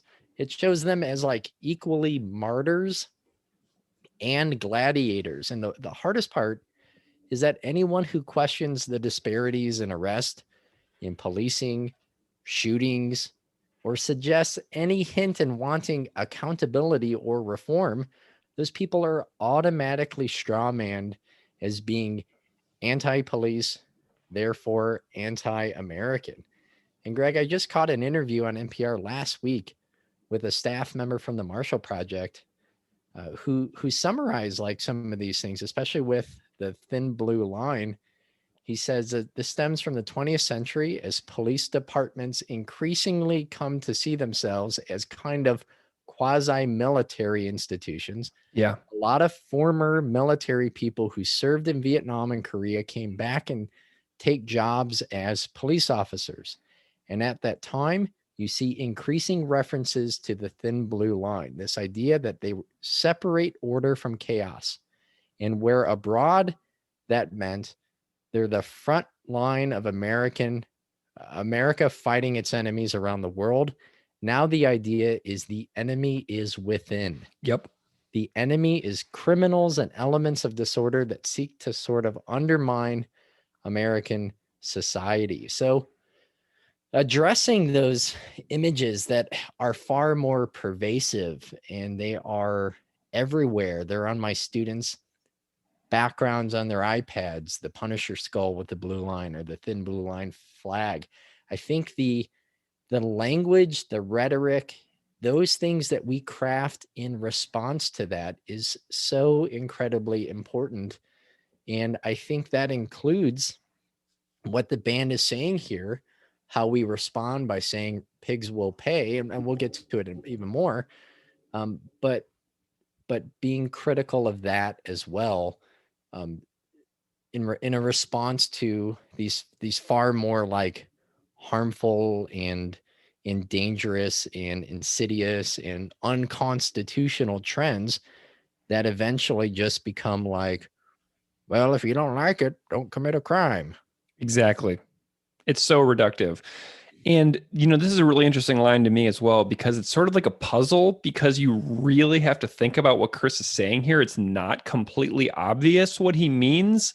Mm-hmm. Like on the original version from the demo lyrics, it's a linear story, right? Right. This one, it's got a lot more nuance to it. And the battle hymn mantra of cops, to learning how to speak cop lingo, walk like cops, talk like cops, think like cops. How does that occur, right? What kind of training does it take to take a specific kind of person and get them to be like a cop, so that if they walk into a room, it feels like the cops are there, right? If you put me in a cop uniform, yeah, dude, you put me in a cop uniform, I would walk into a room and people would look at me and I would just start laughing like my head off. And people would be like, oh, that guy's like wearing a cop uniform that he rented from like a costume store, right? Like it would be completely obvious instantly that I am not actually a cop, even if I had the full get up head to toe. Strippers here. So like, exactly. Yeah. It would be that much of a joke, right? I would walk in and people would start laughing at me because they would know instantly, because I just don't have that thing, right? Sure. I don't have that mystique or whatever. And, I feel like so many cops I've ever talked to have been like suspicious of everybody. Like they go into a conversation and their default mode is, I am suspicious of you. And then they wonder why they can't have a real relationship or a real conversation with people. Like they put off a tone. I'm not saying all cops. I don't know. I've never met all of the police, right?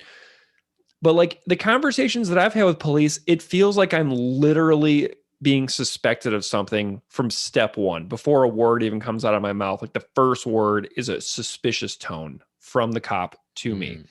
I got pulled over for having my cell phone in my hand last Christmas time, and it wasn't on, but it was in my hand, and New York is very strict about that. So I got pulled over, and the tone right away is one of suspicion. You had your phone out, you were texting. And I was like, I wasn't texting, it wasn't on, but like I was immediately on the defensive. Yeah, combative. And that is a strategy for communication that is employed from step one, so that immediately the citizen is on the back, is on their back foot. Like they're immediately backed into a corner from word one. So how do you get people to do that, right? How do you turn a normal person into somebody who takes every conversation and puts a person on their back foot from word one? I am not capable of that. Like I'm just kind of a warm person, right? I couldn't do it. So the words once unfocused mind are crucial to me, because it's so interesting, because it alludes to a sort of average intellect person being brought in, programmed, put onto the streets, highly armed with tactical equipment, body armor, an incredibly powerful vehicle, the ability to drive 100 miles an hour anywhere you want to go, the ability to drive slowly right behind people to mess with their heads while knowing that the person is looking at you in their rearview mirror, scared to death you're going to pull them over for going 2 miles an hour over the speed limit, before suddenly taking an exit and giving that person like almost like a heart attack on their way to work in the morning. Right. You have the ability to pull people over for having air fresheners hanging in their rearview mirror. You have the ability to watch people squirm at your presence. That's power, man. Give an unfocused person an ideology to cling to, turn them into a cop, put it in their brains how important they are, and watch them go all in. Like, same with fraternities. Like, I had friends who went away to college as one person that I had known my whole life. And then 3 months later, they come back at Thanksgiving break from their university, and literally every other word out of their mouth is, "I'd die for my brothers." It's the same thing. Like, give the people grasping for purpose a purpose and watch them twist themselves into pretzels to go through these hoops to make that happen. Does that make sense? Yeah. So what's interesting, Greg, is that I think you and I actually read this first line very differently. And if I didn't, I want to clarify, like, I actually think the first line's Chris is talking about himself. Okay. Like, I think he's he's the unfocused mind. Yeah. Like, I think like a reaction undefined is saying the pigs will pay. I think that's the mantra of him as an unfocused mind, as an angry person, but not an informed person. But later he learned more, and he's saying like he's still inspired, but now he knows a little bit more.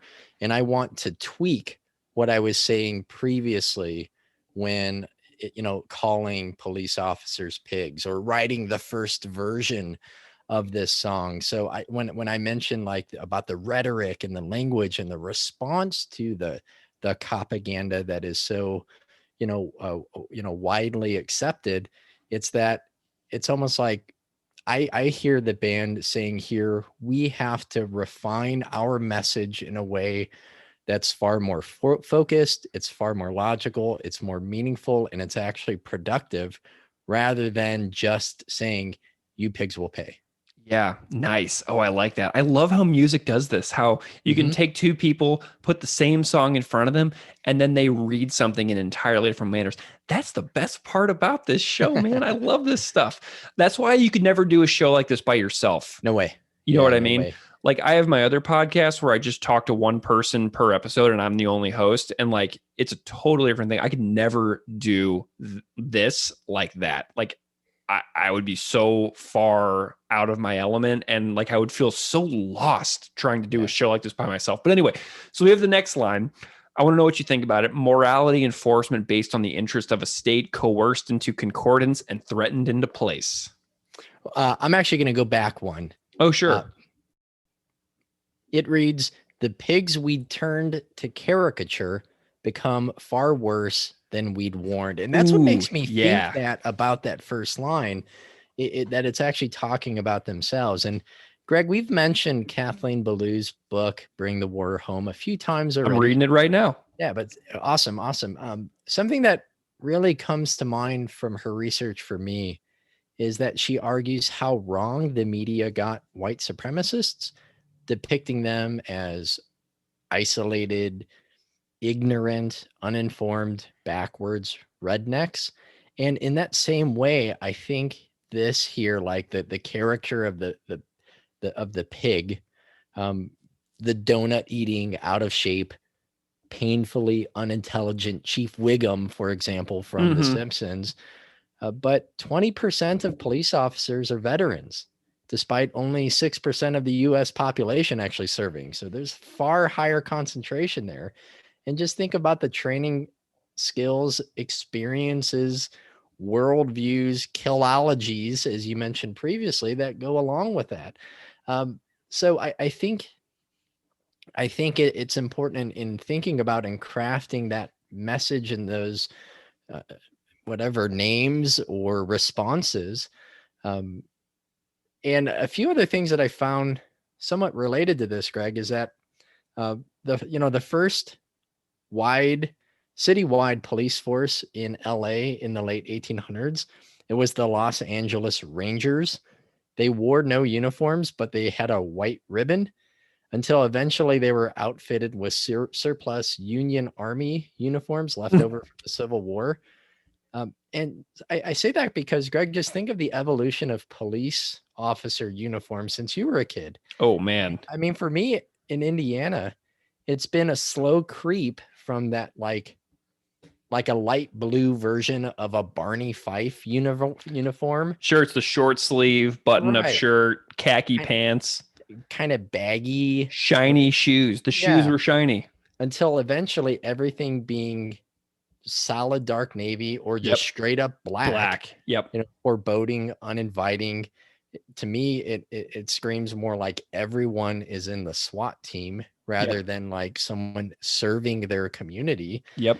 And that's just the uniforms. If we say pigs as some, like, think of the other generalizations and stereotypes about pigs, even if inaccurate, right? That they're lazy, they're unintelligent, they're slovenly. Again, not actual representations of the animals, but look beyond the uniforms. Our listeners have probably heard about the Defense Department program called the 1033, that it sent $7 billion worth of excess military equipment to over 8,000 local law enforcement agencies across the country, including the Los Angeles School District, which has a tank.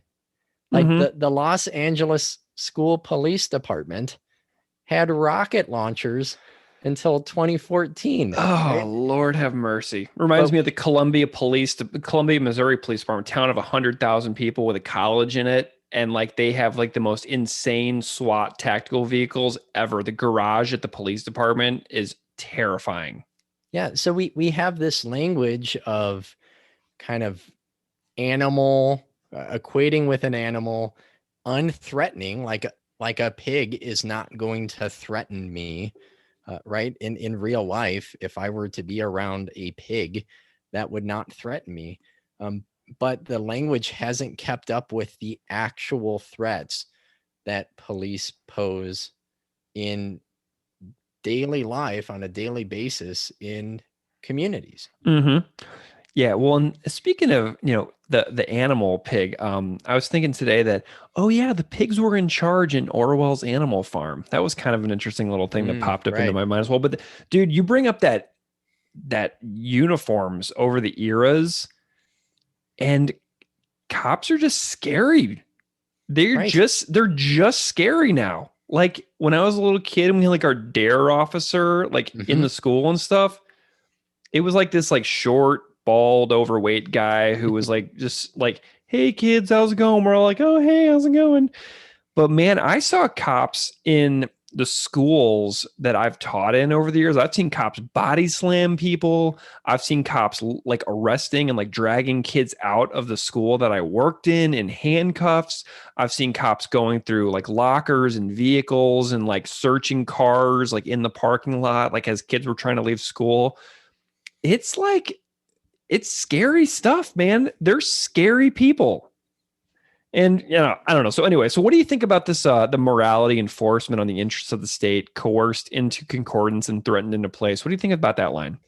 Well, I don't have any specific like personal thoughts or breakdowns, but what I thought of, or at least what I found, Greg, is from the Hamilton Project. It says 10 economic facts about crime and incarceration in the United States. And I want to think about that in terms of like the contrasting how we view police as some, protector of a community or the upholder of law and order, with some details here from the Hamilton Project. I'm going to read 10 things. It says, number one, crime rates have steadily declined over the past 25 years. Number two, low income individuals are more likely than higher income individuals to become victims of crime. Number three, the majority of criminal offenders are younger than the age of 30. Number four, disadvantaged youths engage in riskier criminal behavior. Number five, federal and state policies have driven up the incarceration rate over the past 30 years. Number six, the U.S. incarceration rate is more than 6 times typical of a modern developed nation. Number seven, there is nearly a 70% chance that an African-American man without a high school diploma will be imprisoned by his mid-30s. Number eight, per capita expenditures on corrections more than tripled over the past 30 years. Number 9, by their 14th birthday, African-American children whose fathers do not have a high school diploma are more likely than not to see their fathers incarcerated. And number 10, juvenile incarceration can have lasting impacts on a young person's future. And I share those things because I think all of that clearly represents the purpose, function, and system in place of policing and incarceration is not in the interests of the people they pretend to serve. I agree. And if you think about stupid menial things like people who have done many years in prison for things like having marijuana, cannabis, right? And you look at these national widespread legalization efforts to, decriminalize that in, almost every state at this point. And think about all those people who had their head slammed into the pavement while being arrested for being accused of being some kind of drug kingpin throughout the last several decades for things like marijuana, which are clearly going to be legal. I mean, you have the Attorney General of the state of Pennsylvania, like John Fetterman, who is out there making the case. You have John Boehner, former U.S. House of Representatives, Speaker of the House, sitting on the board of cannabis companies now. Think about how many people did decades in prison for that stuff, man. Right. Like, so many lives ruined forever. So when you think about morality enforcement, you have all this like racist policy that led to the illegalization of things like marijuana in the first place. And how many people were targeted because of that. And then you think about the crack epidemic in like the 1980s and how Reagan was so involved in cracking down. Nah, I'm not the terrible wording, terrible phrasing, but just over policing and over imprisoning and the 3 strikes things. And it's just wild how many lives have been ruined. And while I sit in my completely comfortable house and, go about my completely boring existence, and how many people have been just completely terrorized from the time they were small children because of the community that they happened to be born into just out of sheer dumb luck. Right. And how easily that could have been me, how easily my face could have been smashed in the pavement because I was with a friend who had marijuana, but how that just wasn't my fate, just out of things that were completely out of my control, advantages I didn't earn, advantages I didn't ask for. And because of those advantages that I didn't earn or ask for, I did not get my face slammed into the pavement or imprisoned for many years for something like ridiculous, Yeah. Ugh. So that's like the morality enforcement aspect for me. But then we have this, it's not just, this is a hilarious line, by the way. It's not just isolated incidents of cop jocks kicking ass. That's so good. Let's bring back cop jocks, please. I know, right? It's better than like soldier cops. It's better than war zone cops. Oh, man. And then we have the line, it's a fucking war machine protecting the wealth of the employing class. So listen, man, I live in a rich suburb of Buffalo. It's a nice neighborhood in a first ring suburb. I pay through the nose to live here, but almost nobody that I've talked to in my town thinks the cops are on anyone's side but the cops' side, right? Like, who I don't know in my suburb? I don't know the ultra rich of my suburb. And there are ultra rich. I run past their houses frequently because it's like, whoa, I wonder what their lives are like, where you can afford to live in a house that has $14,000 a year in property taxes, what that lifestyle might be like. You know what I mean? And then I think about that as I run past, and then I'm like, la-di-da, that'll never be me. Thank God. I don't want to live like that. But anyway, I don't know the super rich in my suburb. I know a bunch of regular people doing their best to get their bills paid and their kids to school every day. And none of us feel like the cops are on our side. Like moments ago, about 10 guys on motorcycles drove, I'm not even joking, like 90 miles an hour down my street. And there's no point in even telling the cops because we all know that nothing would happen. Like they don't pull people over for reckless endangerment in neighborhoods. Like all that we can tell that they do is just sit in the middle of the highway median and like pull people over and like harass people on the highway. And like we don't know what we do with their insane war chest budget in this town. And like another thing is like the tactical gear investments that I talked about earlier, like mid-sized and small cities are making their towns like buy huge armored trucks for towns with a population of like 10,000 people. School district has a tank, you said. Like that's crazy. The gross expenditures on gear, money, weapons, like it's out of control because it just makes people in town feel like hostages when convoys of black SUVs that look like they're like literally Secret Service driving around town instead of like what used to be like the normal like Crown Vic cop car. You know what I mean? Yeah, right. It was like the same version of something my grandparents would drive. Dude. Like a town car. Yeah. And like the town where I used to live in Columbia, Missouri, every cop has like a massively decked out Yukon. And they are like so terrifying. The windows are completely blacked out. The word police on the side of the car is in flat black against the shiny black paint job. I mean, it is like a war vehicle. Like it looks like it would be like on a movie where like the Secretary of State was being driven in like an armored car across a war zone in like Afghanistan. Like that's what these cop cars look like in Columbia, Missouri, where Mizzou is, like where they have an SEC football team. Like that's what their cop cars look like. It's crazy. Well, that isolated incidents line, Greg, just think of how many terrible analogies you've heard with like, it's only a few bad apples, forgetting the meaning of the entire phrase. We talked about that last week on the Victory Lap episode too. That they spoiled the whole bunch, like the closer an apple is to rot, the more rot spreads. Yeah. One spoiling apple in a crisper drawer or a fruit bowl or a storage barrel.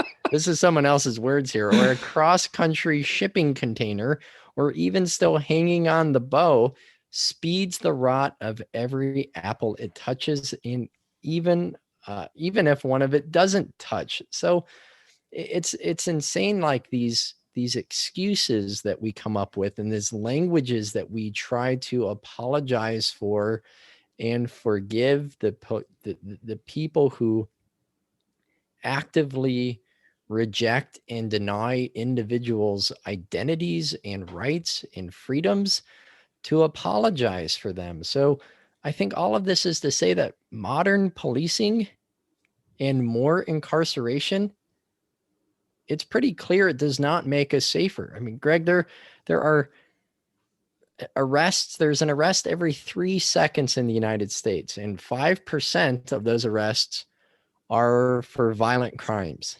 80% are for low-level offenses, and 25% of crimes are solved by arrest. That's it. So I read something else from Dr. Kapler from a university in Kentucky. It says, while the average officer would have made about 14 arrests in 2011, less than one of these arrests would have been for a violent crime, and fewer than 2 arrests would have been for property crimes. In fact, 12 of the arrests made by our average police officer would have been for petty crimes like minor drug or alcohol possession, disorderly conduct, and vandalism. These figures, like the research on police activity, suggest that police work involves far less crime fighting than one might expect. I saw something else, a report which includes a chart of the total crime rate versus the incarceration rate in the US from 1950 to 2010. And the crime rate and incarceration rate almost overlap in the 1950s and 60s. Then the crime rate jumps in the early 1960s. The incarceration rate lags behind until the mid 70s. Then you have the crime rate peaking around 1991, and it's actually fallen ever since then. with a plateau in the mid 90s. But around 1995, the incarceration rate crossed over and surpassed the crime rate and has climbed with just a few dips ever since. And those dips, experts argue, are a result of policy changes, court orders, and sentencing reduction for crimes, not prison. Like prison is not a deterrence to crime. Something else I read from the Equal Justice Initiative that the United States spent nearly $33 billion on incarceration in 2000 for roughly the same level of public safety that it achieved in 1975, in which it spent $7.4 billion. I mean, these things just kind of baffle me. You know, I read in the New York Times, prison abolitionist Ruth Wilson Gilmore, she explains that abolition means not just the closing of prisons, but the presence of instead of vital systems of support that many communities lack. Instead of asking how in a future without prisons we will deal with so-called violent people, abolitionists ask how we resolve inequalities and get people the resources they need long before the hypothetical moment when they mess up. And I really strongly encourage our listeners to check out her two-part interview on the Intercepted podcast, which offers as like an intro to the ideas of abolition.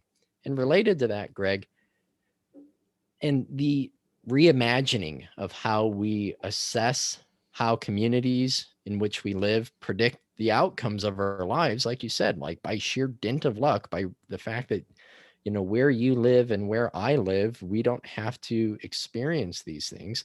The families we're born into, the communities in which we inhabit. A report from the Vera Institute of Justice concludes that prison is, I'll read this as a quote here, an expensive way to achieve less public safety, but it may actually increase crime by breaking down the social and family bonds that guide individuals away from crime, removing adults who would otherwise nurture children, depriving communities of income, reducing future income potential, and engendering a deep resentment toward the legal system. So where do we go from here? I don't know. Like we have like symbolic events now. Like I felt terrible that I celebrated the guilty verdicts because I'm celebrating something that was only caused by the murder of a person in the first place. Exactly. Like, accountability, though, isn't justice. And like the George Floyd Act, it seeks to ban racial profiling and overhaul qualified immunity for police and ban the use of chokeholds, but that wouldn't have saved George Floyd's life. The abolitionist and human rights lawyer Derica Purnell argues. So I don't know where we go from here. I'll share just a couple other things from some reform goals from the Sentencing Project, which isn't just about, you know, like it's so easy to think of Band-Aid solutions that don't fix the systemic inequalities of between communities and also between the policing of different communities. So the Sentencing Project says eliminating mandatory minimum sentences and cutting back on excessively lengthy sentences, for example, by imposing a 20-year maximum on prison terms, shifting resources to community-based prevention and treatment for substance abuse, investing in interventions that promote strong youth development and respond to delinquency in age-appropriate and evidence-based ways, examining and addressing the policies and practices, conscious or not, that contribute to racial inequity and at every stage of the justice system. And then the last one, removing barriers that make it harder for individuals with criminal records to turn their lives around. I mean, every single one of those almost just seems like what a logical, rational society would do.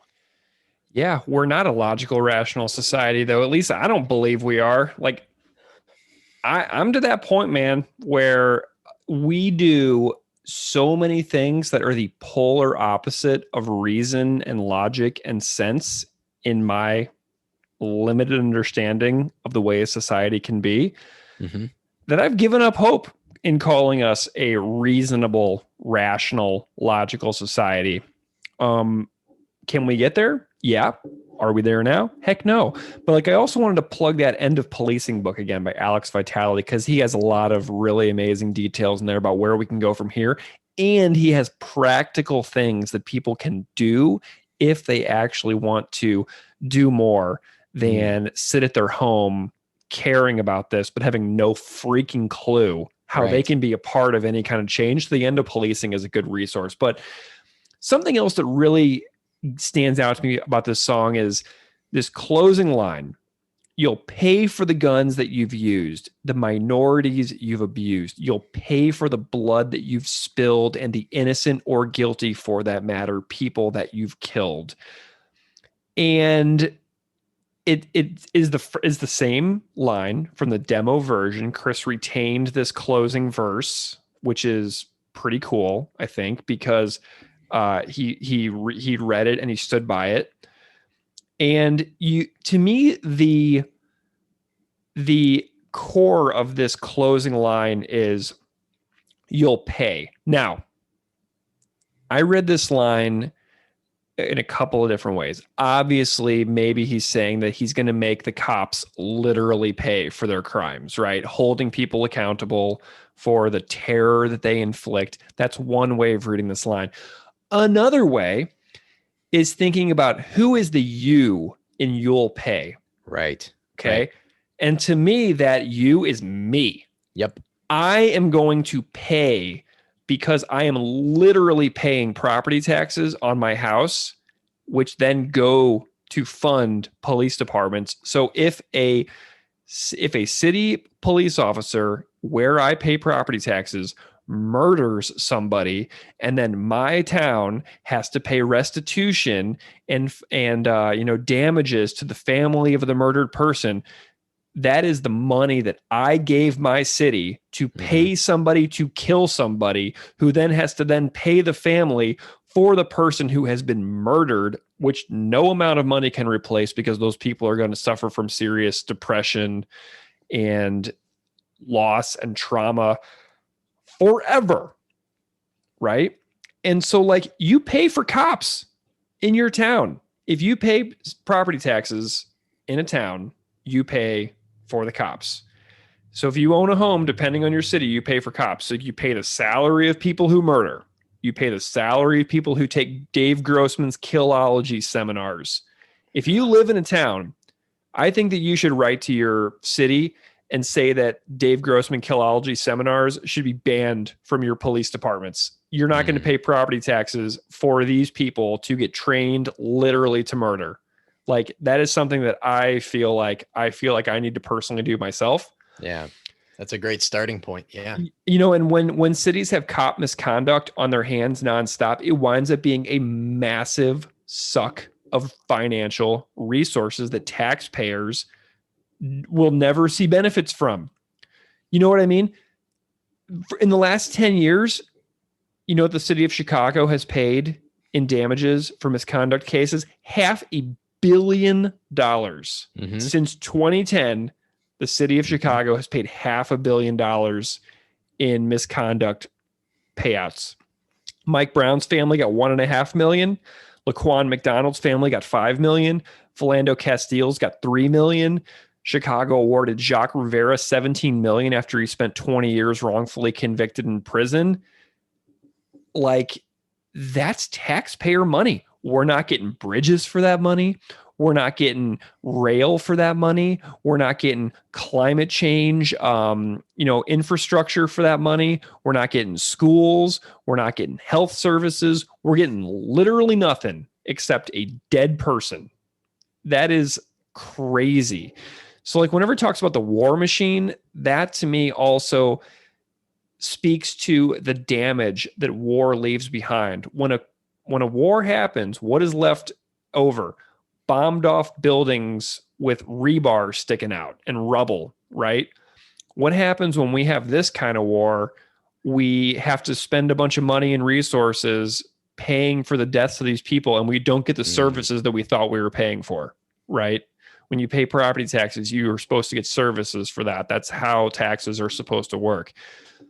But if a city spends all their money paying out to families for the cops who are, committing appalling acts on people they're allegedly serving, that's a massive misuse of taxpayer dollars, which is super ironic considering who you think is so obsessed with how our taxpayers' money is getting used. We get, if you think about who in Congress is talking about, abuse of taxpayer funds, those are the people that really, really support the police as well. And the police are committing acts which are causing millions upon millions upon millions of lost taxpayer dollars. Yeah, and like the song sings about innocent people, but the lyrics also say guilt for that matter too, which I just want to point out that I love the fact that he sings innocent people you've killed, but then in the lyrics, he's also writing and guilty for that matter too. Even if they are guilty, you get to take their life without a trial in the middle of the street in broad daylight. That's how you're going to treat like a person, like a human being who is like just as much alive as you. That's what they get. I don't know, man. It makes me sick. Right. And going back to what you said about taxpayers, it's also the same people who like to pontificate about the Constitution and people's protections. And of course, like the Second Amendment matters, but not the Fifth here. With due process and legal protections for those individuals accused or suspected of a crime. But I want to go back to the pronouns, because if it just said at the end, you'll pay again, like in the original version, I don't know if I would like the song as much. Even if it were kind of like a fantasy or this sort of like metaphysical, possibly haunting story of a victim or someone wishing some change or reform or revenge, whatever. But the fact that it says you'll pay for the guns they've used, now the band is talking to the audience. Yep. It's not just us against them. It's what are you allowing to happen in this in the first place? And that just elevates this song from an angry punk rock anti-police screed, which can seem so predictable. Right. But to now a call to drastically reimagine society and the systems in place that guarantee that our lives will be unequal, like to challenge those things. And I've referenced my second favorite band, Misery Index, the Death Grind band, a lot already. And they have a song on the album called Traitors. There's a song called Black Sides, and it addresses the extraordinary rendition, the abduction and extrajudicial transfer of people from another country to another in hopes of avoiding laws to limit interrogation, detention, and torture. But there's a lyric in that song that says, "The work of death carried out in all our names again." And Greg, we could run through a ton of statistics and staggering numbers about our financial complicity. How our money keeps this system of violence and oppression in place. I mean, you mentioned the $500 million in Chicago. I found something else from 538. They obtained records from 31 of 50 different cities with the highest police civilian ratios in the country. And their analysis showed that the cities have paid, those cities, that's 31 cities, have paid $3 billion to settle misconduct lawsuits in the same 10 years. And I guess rather than just reading off a litany of statistics, but it's what we could do instead is, well, for me, I want to challenge myself then to hold police accountable with the money that they get from me. But like you said, like to say, like, is this used? And if so, like, don't. And like, did I buy a tank? That's what I want to, right. like, you know what I mean? Like, what am I actually like if you break down the percentage of money that I pay into taxes, I'm wondering like what percentage of my money, like, have I bought like guns? Right. Like, you know what I mean? That's what I want to know. Like, what have I bought? What part of my money has gone for the training or the coffee at the seminar for a killology conference, Yeah. or for the weapons that are used, whatever, like being more informed of that, but also then holding that accountable and making other community members aware of this, because I think so much of it is not being informed, but also then using more of the money that I can to counter this in ways by trying to lift up communities near me that receive the fist, right? But they don't get a helping hand. Yeah, dude, they're like a mile away too. You know what I mean? Like that's like whenever I think of where I am in Buffalo, a mile toward the city, that's where the fist is, dude. It's a mile away from my house. It's right there. Hammond, Gary, East Chicago, that's all right next to me. Those are the places where you don't get a helping hand, you get a fist. Yeah. And, you know, you just mentioned accountability, and like there is no comprehensive government data on the topic of police brutality leading to the death of American citizens. So accountability is hard to track. An independently compiled database that I found that more than 1,000 people died as a result of police harm in 2019. That's the most recent one I was able to find. The researchers included deaths known to be caused by police, like being shot or beaten or restrained or intentionally hit by a police vehicle or pepper sprayed or tasered or otherwise on or off duty. So that's 1,000 people in 2019.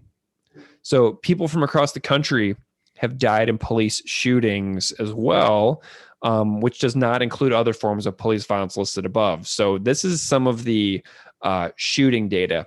26% were Black, 18% were Hispanic and Latinx, and 4% were from other racial groups. But Black Americans account for less than 13% of the population, but they are shot and killed by the police at a rate that's over twice as high as white Americans are. And in fact, people of color were more likely to be victims of police harm in 2019 than they were in 2014. So it's getting worse. And in 2019, 54% of those who died as a result of this harm and whose race was identified were people of color, including Asian, Black, Latinx, Native, and Pacific Islander, compared to 50% in 2014. So despite the increased attention, only about 1% of police officers involved with these deaths are charged with a crime, and even less are convicted. So Derek Chauvin's conviction is so unbelievably rare, like according to the data that I'm finding, that's why I think that last week I feel like everybody in the country was totally convinced that Derek Chauvin would walk. I certainly was not expecting conviction on all three accounts. I listened to that live on the radio and I was like, wait, what?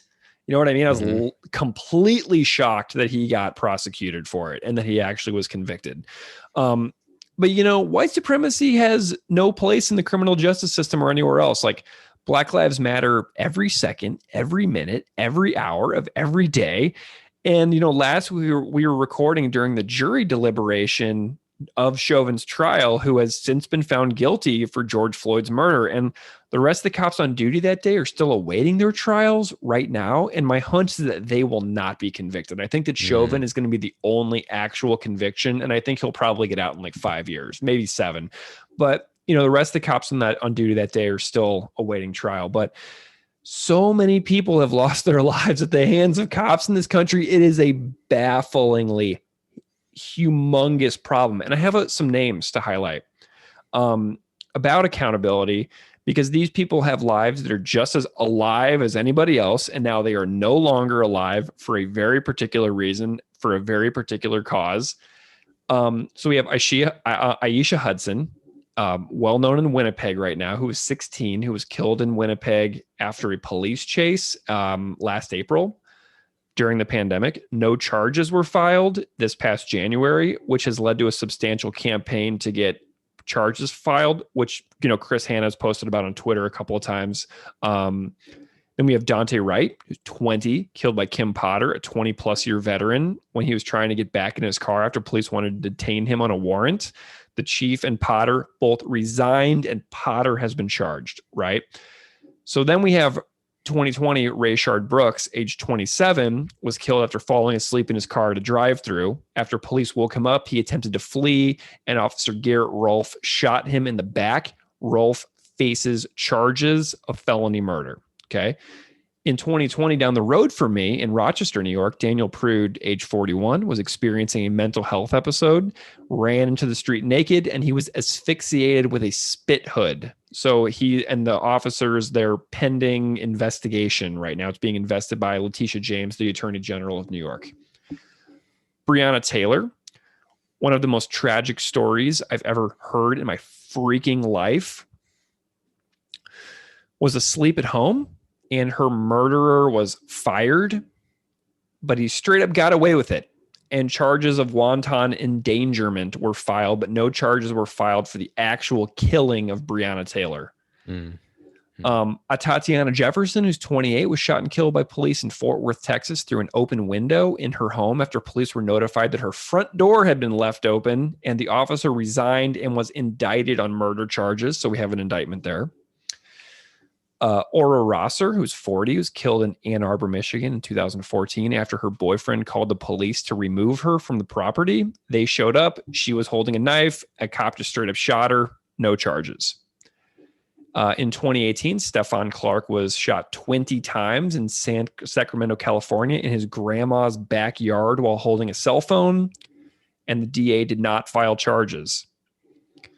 Botham Jean, 26, was shot in Dallas, sitting on his couch, eating ice cream by an off-duty officer who walked into his apartment thinking it was her apartment, confused him allegedly for an intruder, but she was actually in his apartment, and she was sentenced to 10 years. So Philando Castile, 32, pulled over. He informed the officer he had a legal weapon. He was shot. Seconds later, the officer was acquitted. Alton Sterling was killed. No charges. All 6 officers in the killing of Freddie Gray got away with it. Janisha Fonville, age 20, was killed after officers arrived to take her to a mental health facility. No charges were filed. And this is sickening that trained officers can't physically handle people in mental health crises without murdering them. How dare you? This is why Dave Grossman's killology training is so horrendous. People who need actual help just get shot. Eric Garner's killer got away with it. Michelle Cousseau's killer was demoted. Akai Gurley's killer got probation. Gabriela Navarez was killed after officers opened fire on her car after she rammed a patrol car. They got away with it.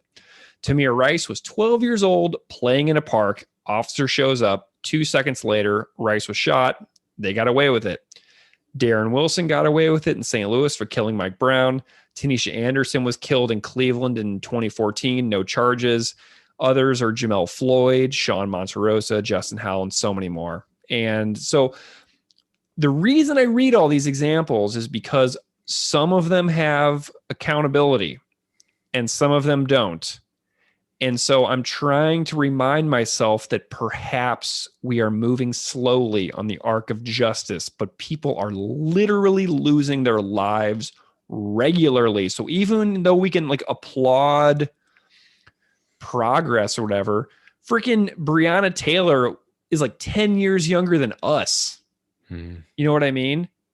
She would very much still be alive and in her prime of life. So even if we celebrate incremental improvements in accountability, people who would very much be alive right now are not. Yeah. Where's their justice? Exactly. Where's their celebration. And you can't, there's no such thing as justice when people are murdered like this. But that's my thoughts on this song, man. Do you have any other thoughts on any of the lyrics at all? Well, Greg, I'll just add what I told you before we started recording, that I added a name to the list that you read at the beginning because I found out from a Hillary Clinton campaign video in 2016 that someone I went to elementary school was shot and killed by the police, Dontre Hamilton, in Milwaukee, Wisconsin. And when they were going through the names that I recognize, Tamir Rice and Freddie Gray, and in the video it said Dontre Hamilton, and it kind of just stopped me because I thought, wow, that really takes me back. And I thought, wait a second. And I looked up and unfortunately had somehow missed, even though it had made local news, that this person that I knew, that I was adjacent to, I wouldn't say friend. I invited him to my second grade birthday party because he was one of the most popular people in my second grade class, but he declined.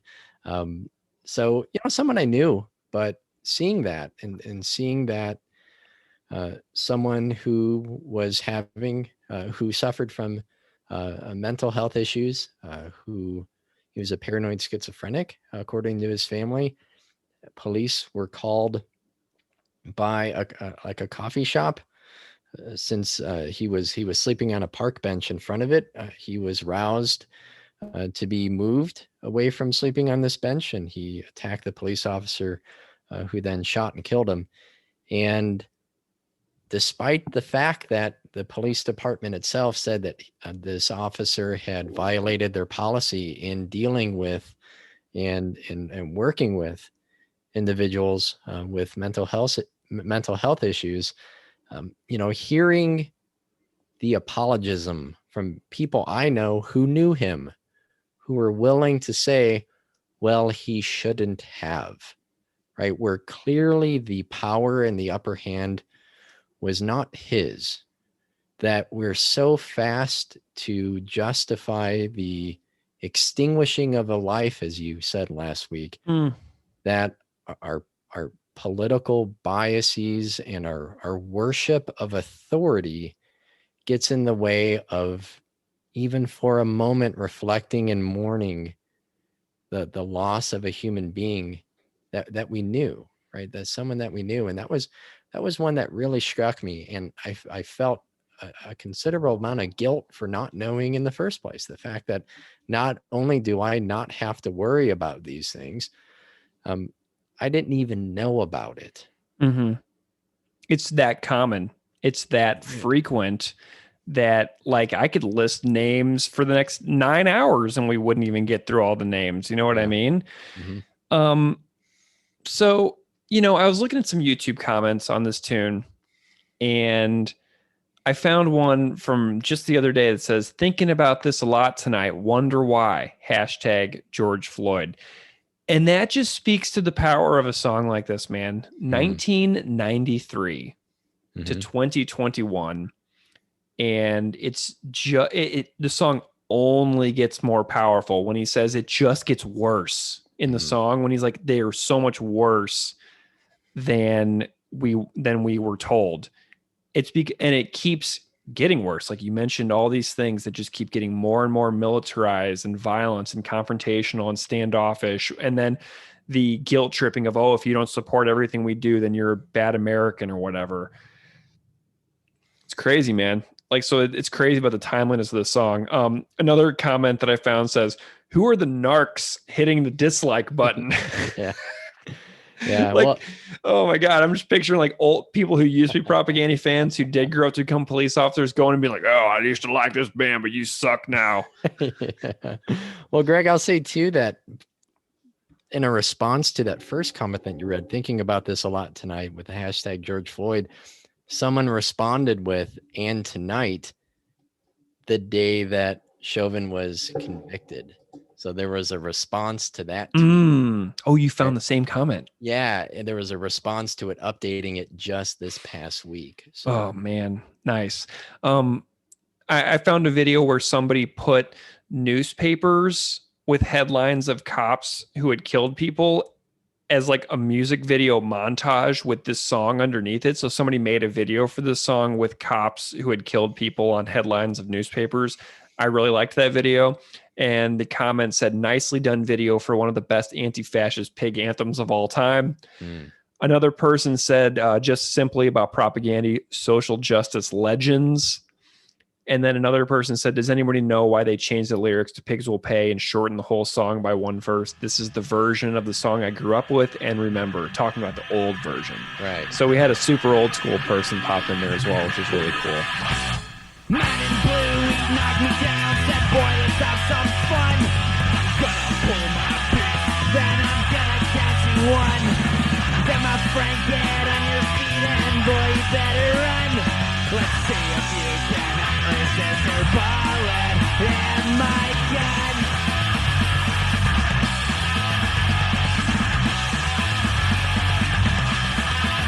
And you pick will pay in a big way. Yeah, pick will pay in a big way.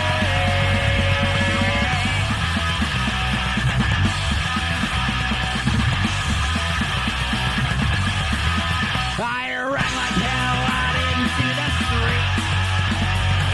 Heard that trigger pull, felt that bullet hit my feet. Beat me senseless and held the gun to my head.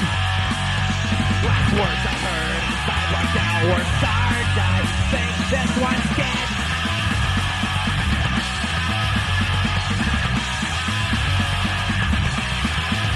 And you think will pay in a big way.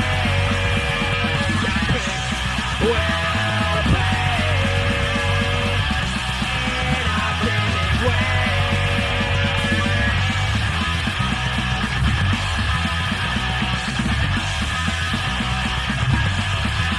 They covered up, they faked the scene and they threw me in the dump.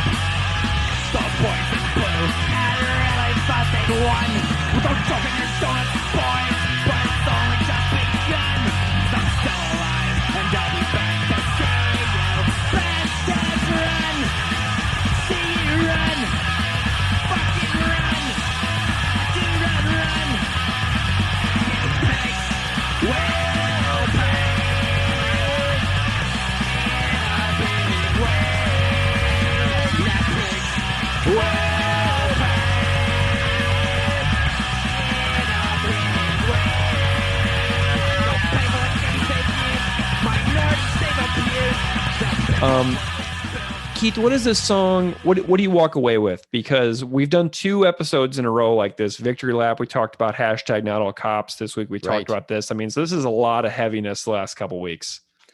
Well, I'm going to go back to that Misery Index lyric, the work of death carried out in all our names again, but updated. It's the police's work of death is carried out in all of our names again and again.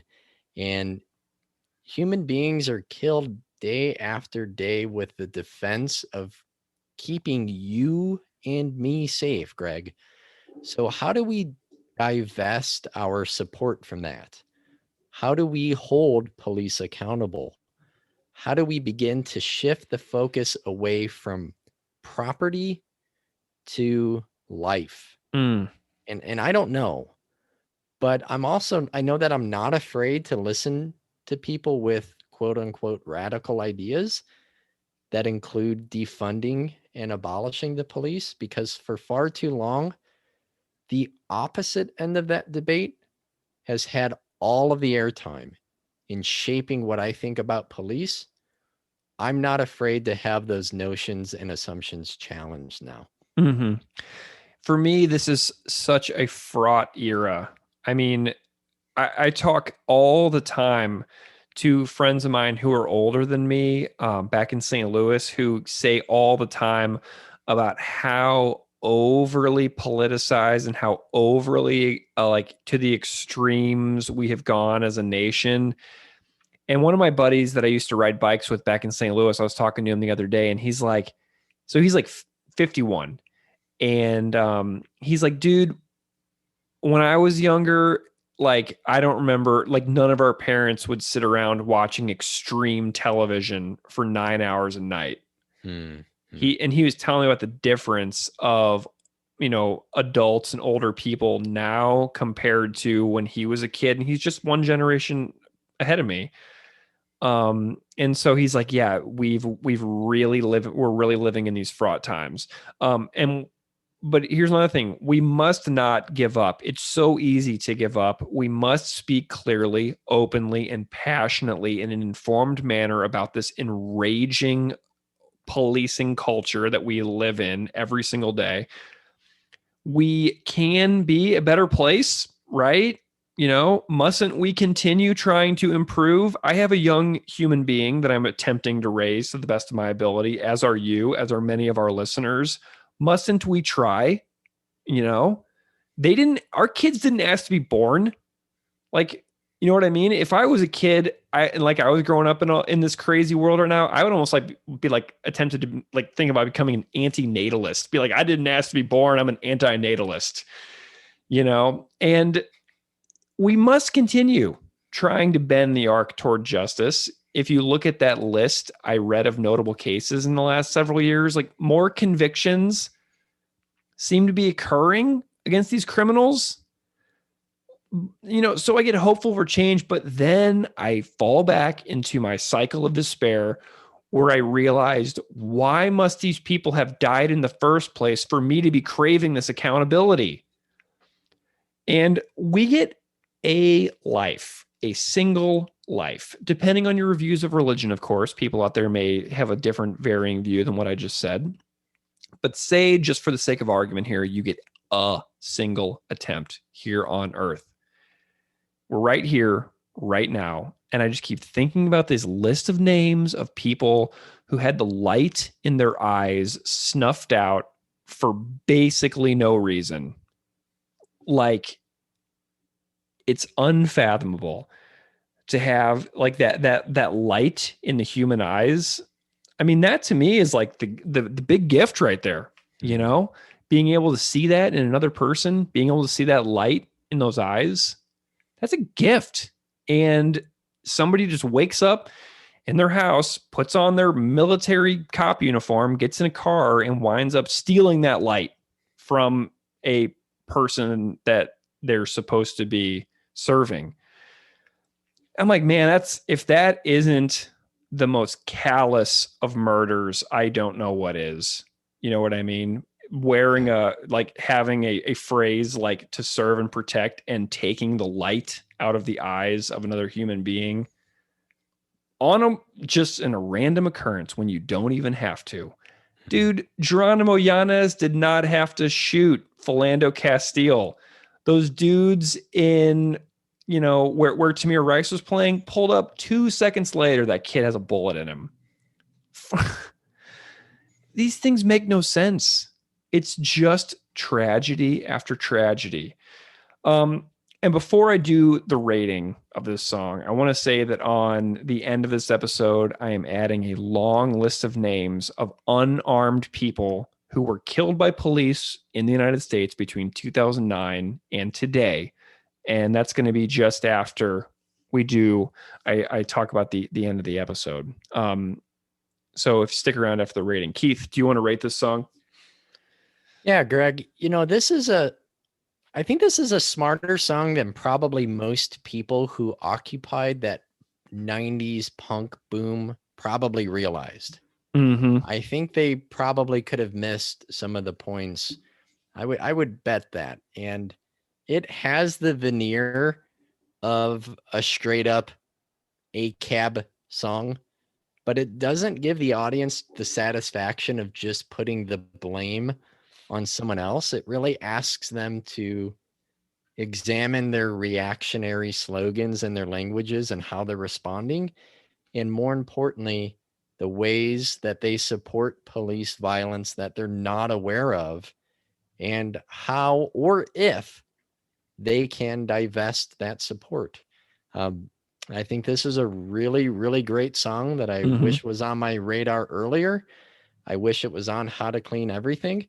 I'm going to give it a really solid, even if it doesn't sound like it, I'm going to give it a very strong, powerful 3. Nice, dude. I'm giving it a 3 too. We're on board with our ratings the last couple of weeks. We're sharing a brain. I'm giving it a 3. It would be a top 50% song on How to Clean Everything.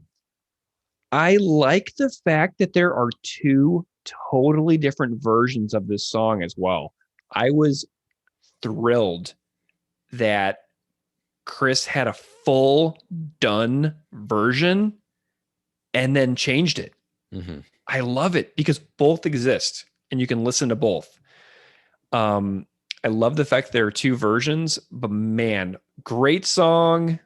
I'm so pumped by it.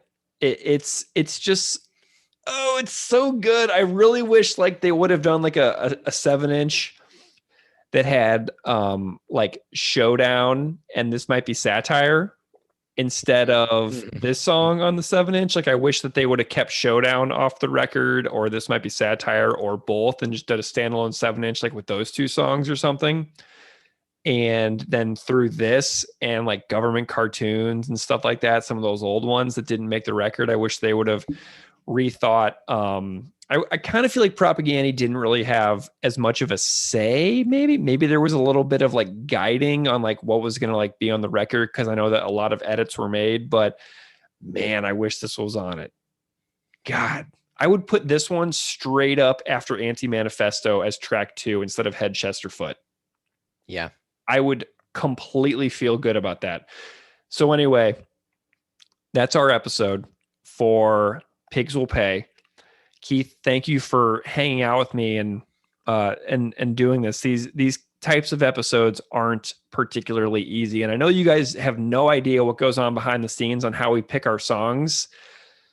But sometimes sometimes we're up for super hard, challenging conversations that take a ton of emotional bandwidth. And this was a hard one though, dude. I was thinking about this all week long, and I'm kind of relieved we're at the end of our conversation, And as I said before, Greg, if people have other resources, Yep. books, articles, podcasts, those things to share, I'm learning and reading and trying to challenge my own assumptions. So please share with us. Yeah, well, that's our episode for Pigs Will Pay. If you want to find us on Instagram or Twitter, you can find us at PropagandyPod as our username. If you want to email us, you can hit us up at propagandypod@gmail.com. Thank you so much for listening. See you next time.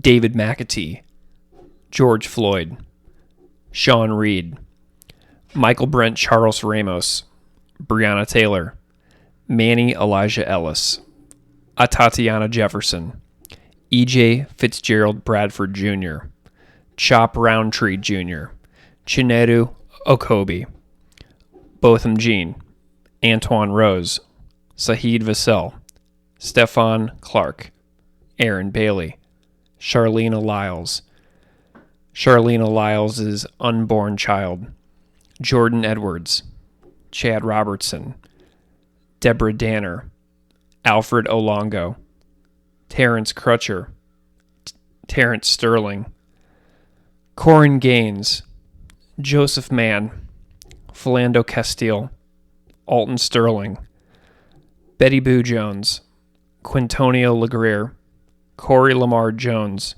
Jamar O'Neill Clark, Jeremy McDowell, India Kager, Samuel Dubose, Sandra Bland, Brendan Glenn, Freddie Gray, Walter Scott, Eric Harris, Philip White, Maya Hall, Megan Hockaday, Tony Robinson Jr., Janisha Fonville, Natasha McKenna, Jerame Reed, Rumaine Brisbane, Tamir Rice, Akai Gurley, Tanisha Anderson, Dante Parker, Ezell Ford, Michael Brown, John Crawford, Eric Garner, Dontre Hamilton, Victor White, Gabriela Monique Navarez, Yvette Smith, Mackenzie Cochran, Jordan Baker, Andy Lopez, Miriam Iris Carey, Barrington Williams, Jonathan Farrell, Carlos Alsas, Larry Eugene Jackson Jr., Kayam Livingston, Clinton Allen, Kamani Gray, Kayla Moore, Jamal Moore, Johnny Warren, Shelley Fry, Darnisha Harris, Timothy Russell, Melissa Williams, Noel Polanco, Reynaldo Cuevas, Chavez Carter, Alicia Thomas, Chantel Davis, Charmel T. Edwards, Tamon Robinson, Irvin Lee Jefferson, Kendrick McDade, Rakia Boyd, Charisse Francis, Jersey Green, Wendell Allen, Nehemiah Dillard, Dante Lamar Price, Raymond Allen Jr., Manuel Loggins Jr., Ramarley Graham, Kenneth Chamberlain, Alonzo Ashley, Kenneth Harding Jr., Derek Williams, Raheem Brown, Reginald Dowsett, Derek Jones, Danroy Henry Jr., Ayanna Stanley Jones, Stephen Washington, Aaron Campbell, Kwame Carrington, Victor Steen, Shem Walker, and Oscar Grant III. Rayshard Brooks, Carlos Carson, Tony McDade, Ayanna Stanley Jones, John Elliott Neville, Elijah McLean, Sterling Lepre Higgins, Javier Ambler, Aaron Bailey, and Tyree Woodson.